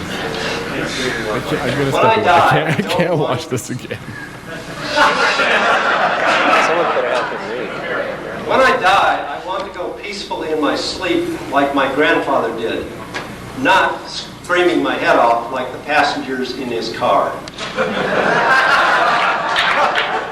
You would go to this mysterious black mailbox, a rancher's mailbox, about 120 miles north of here along a remote, desolate highway, where you could go any Wednesday night and see flying saucers on demand. What was nice about that story was very specific, a mile point, 29.5. You go there, and I went there from Boston, and I saw fantastic lights in the sky, UFOs everywhere. But eventually I learned what those things were, and everything that I saw was a flare connected with the war games exercises. You have a lot of exotic aerial lights that can be UFOs if you're looking for them. I learned to dismiss these basic stories. I don't think people are seeing UFOs out there. I think most of those stories are ridiculous. At the same time, I stumbled upon the Bob Lazar story and found that that's more deeper than it seems. And found that there is a story there that is worthy of investigation, and that's when I basically picked up the news and came here. I can't say that it really advanced my knowledge that much in 2.5 years. I still don't know what's out there, but at least I know what I don't know. And I know what isn't a UFO and what could be possible. You can drive from Las Vegas, it's about 2.5 hours. You can drive down this long dirt road, very, very scenic, straight dirt road across nothing. And down to the border, we'll see the keep out signs, and you'll see what we call the camo dudes up on the hill, the anonymous security patrol.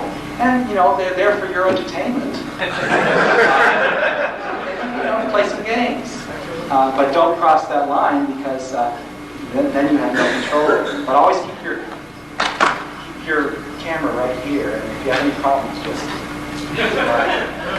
I've been here for about 2.5 years. I was brought here by the aliens. Picked me up out of Boston, stuck me down at Area 51. I used to be a programmer. I worked in C and in banking systems, and was pretty successful at that. I was looking for new adventures.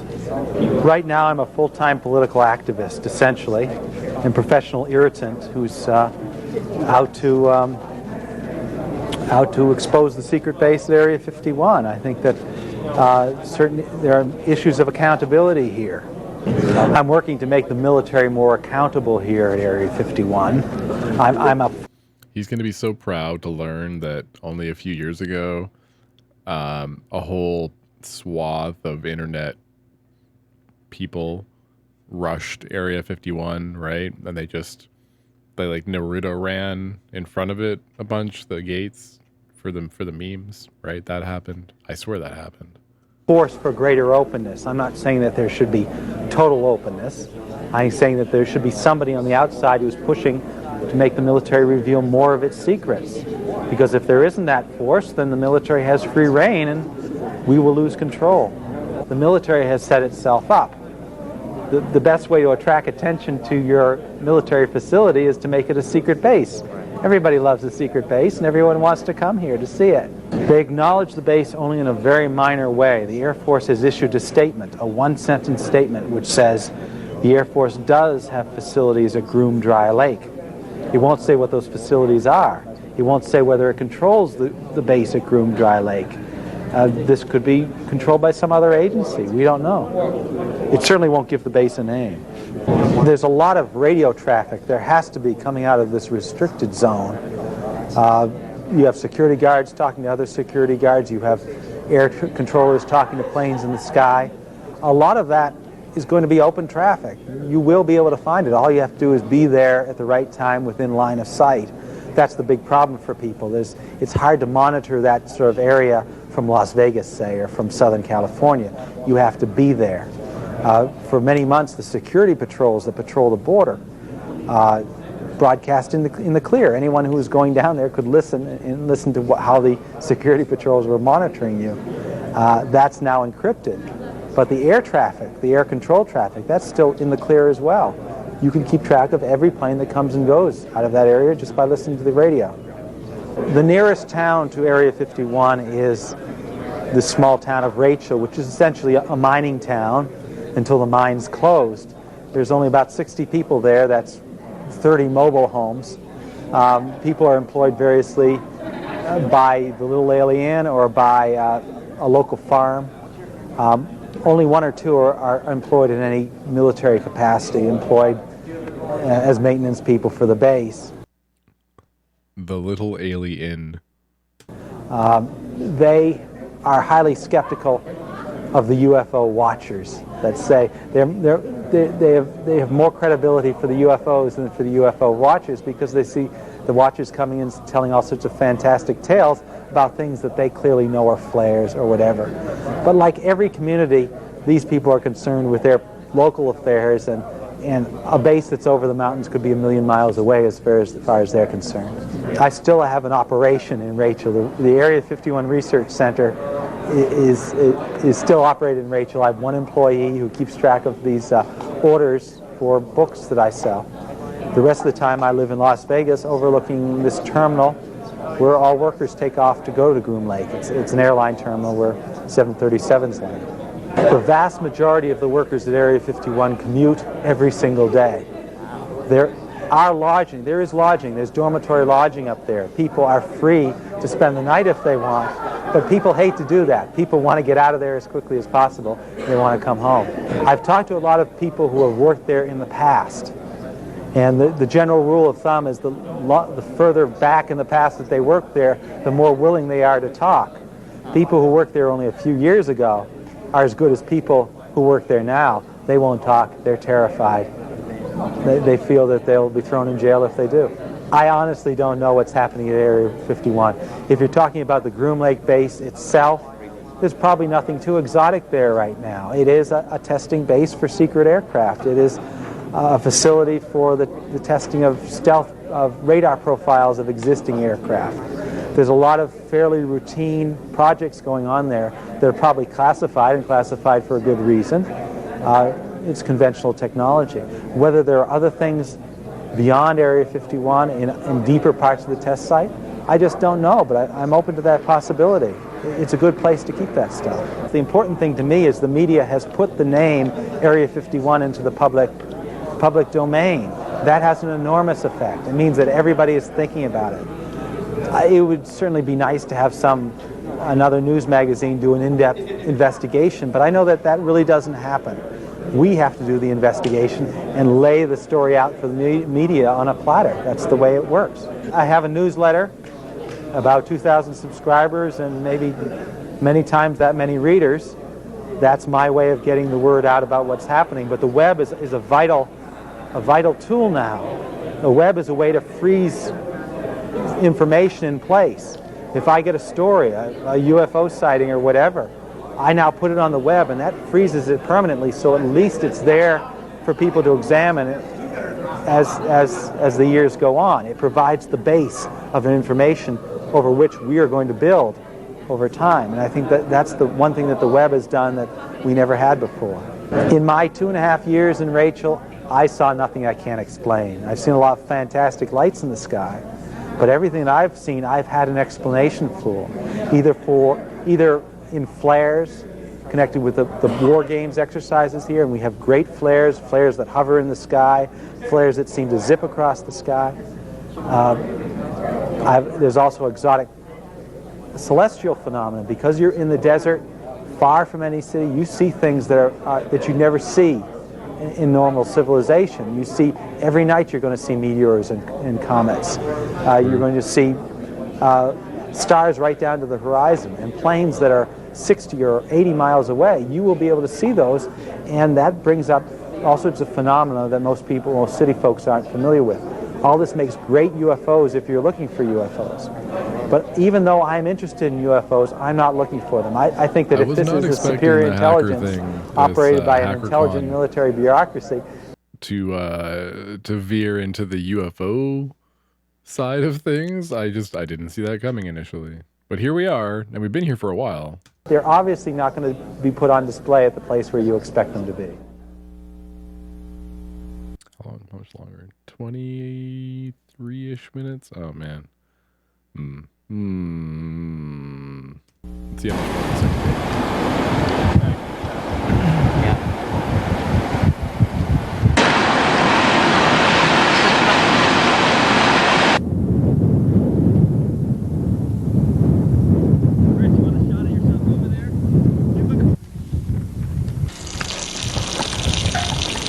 this So fucking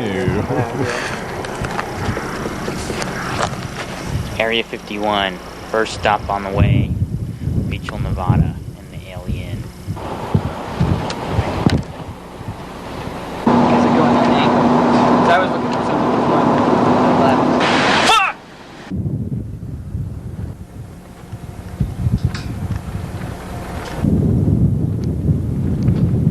This is the most American place that some foreigners have ever been to.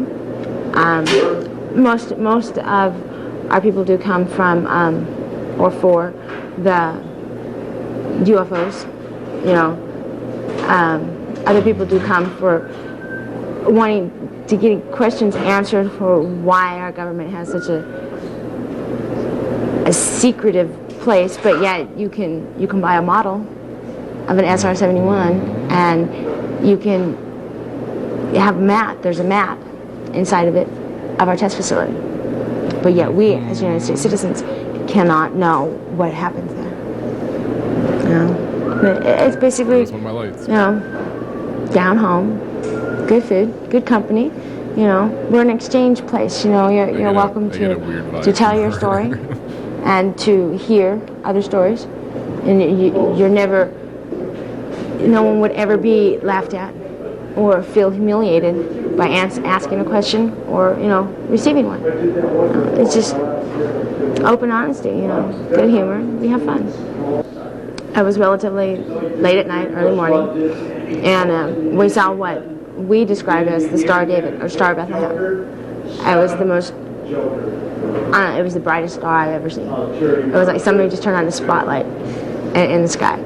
And it changed from an illuminous white to a yellow to a red, a green, a blue, and a white. And proceeded to follow us from Hancock to Warm Springs, which is roughly 110 miles. There's something going on here. Past here, down Highway 375. It bounced around in the sky like a ball. It went counterclockwise and clockwise. It started to the left-hand side of us, then to the right-hand side of us, and then in front of us, above the horizon of the summit, Coyote Summit. And I mean, it played like if a child were bouncing a ball up against a wall. It was just astronomically uncanny. I mean, it was weird. And to have it follow us for the distance that it did, you know, it was pretty startling to us. You know, although I won't say that we were afraid, because we were pretty much at ease with it. You know, pretty much laughing and joking along with it. You know, check it out. You know, I know, you know, stone cold sober. You know, and stayed with us until approximately the sun came up the next morning. You know, and since then we felt that at times we've encountered the same thing. You know, in different occasions in different areas of the Western Hemisphere. You know, we'll say. But no, nothing that, you know, some people would think it would be extraordinary, or you know, it could have been out of this world, and again, it could have been of this world.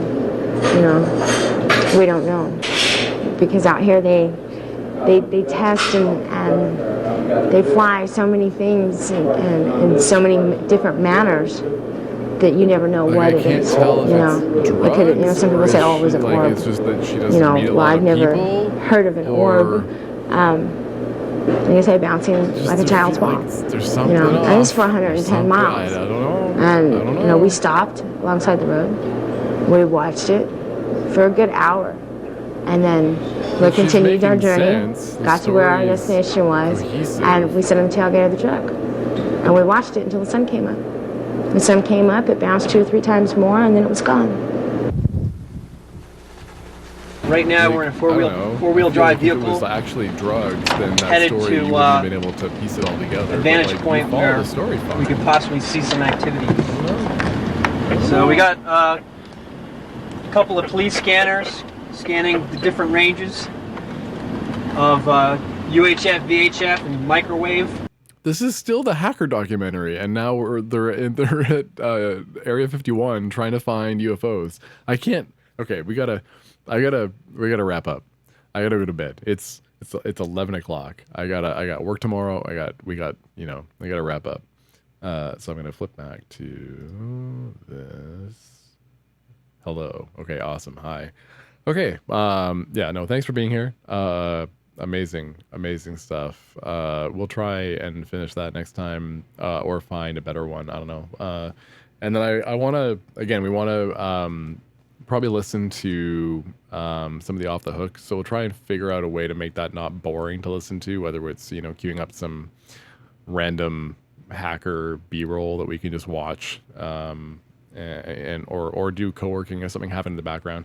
And I want to try and like, I don't know, cover a bit more of the stuff that's in 2600, because there's lots of interesting stories in here from inmates, like from folks that are literally in jail, trying to explain their situation further. And it's fascinating and heartbreaking to read their letters to the magazine, hoping that somebody can, you know, crack open their case based on some technical evidence that they think is missing or was glossed over, and they need an expert. And it's just like, it's a lot. It hurts your heart, you know, to know that these guys are, you know, people in jail.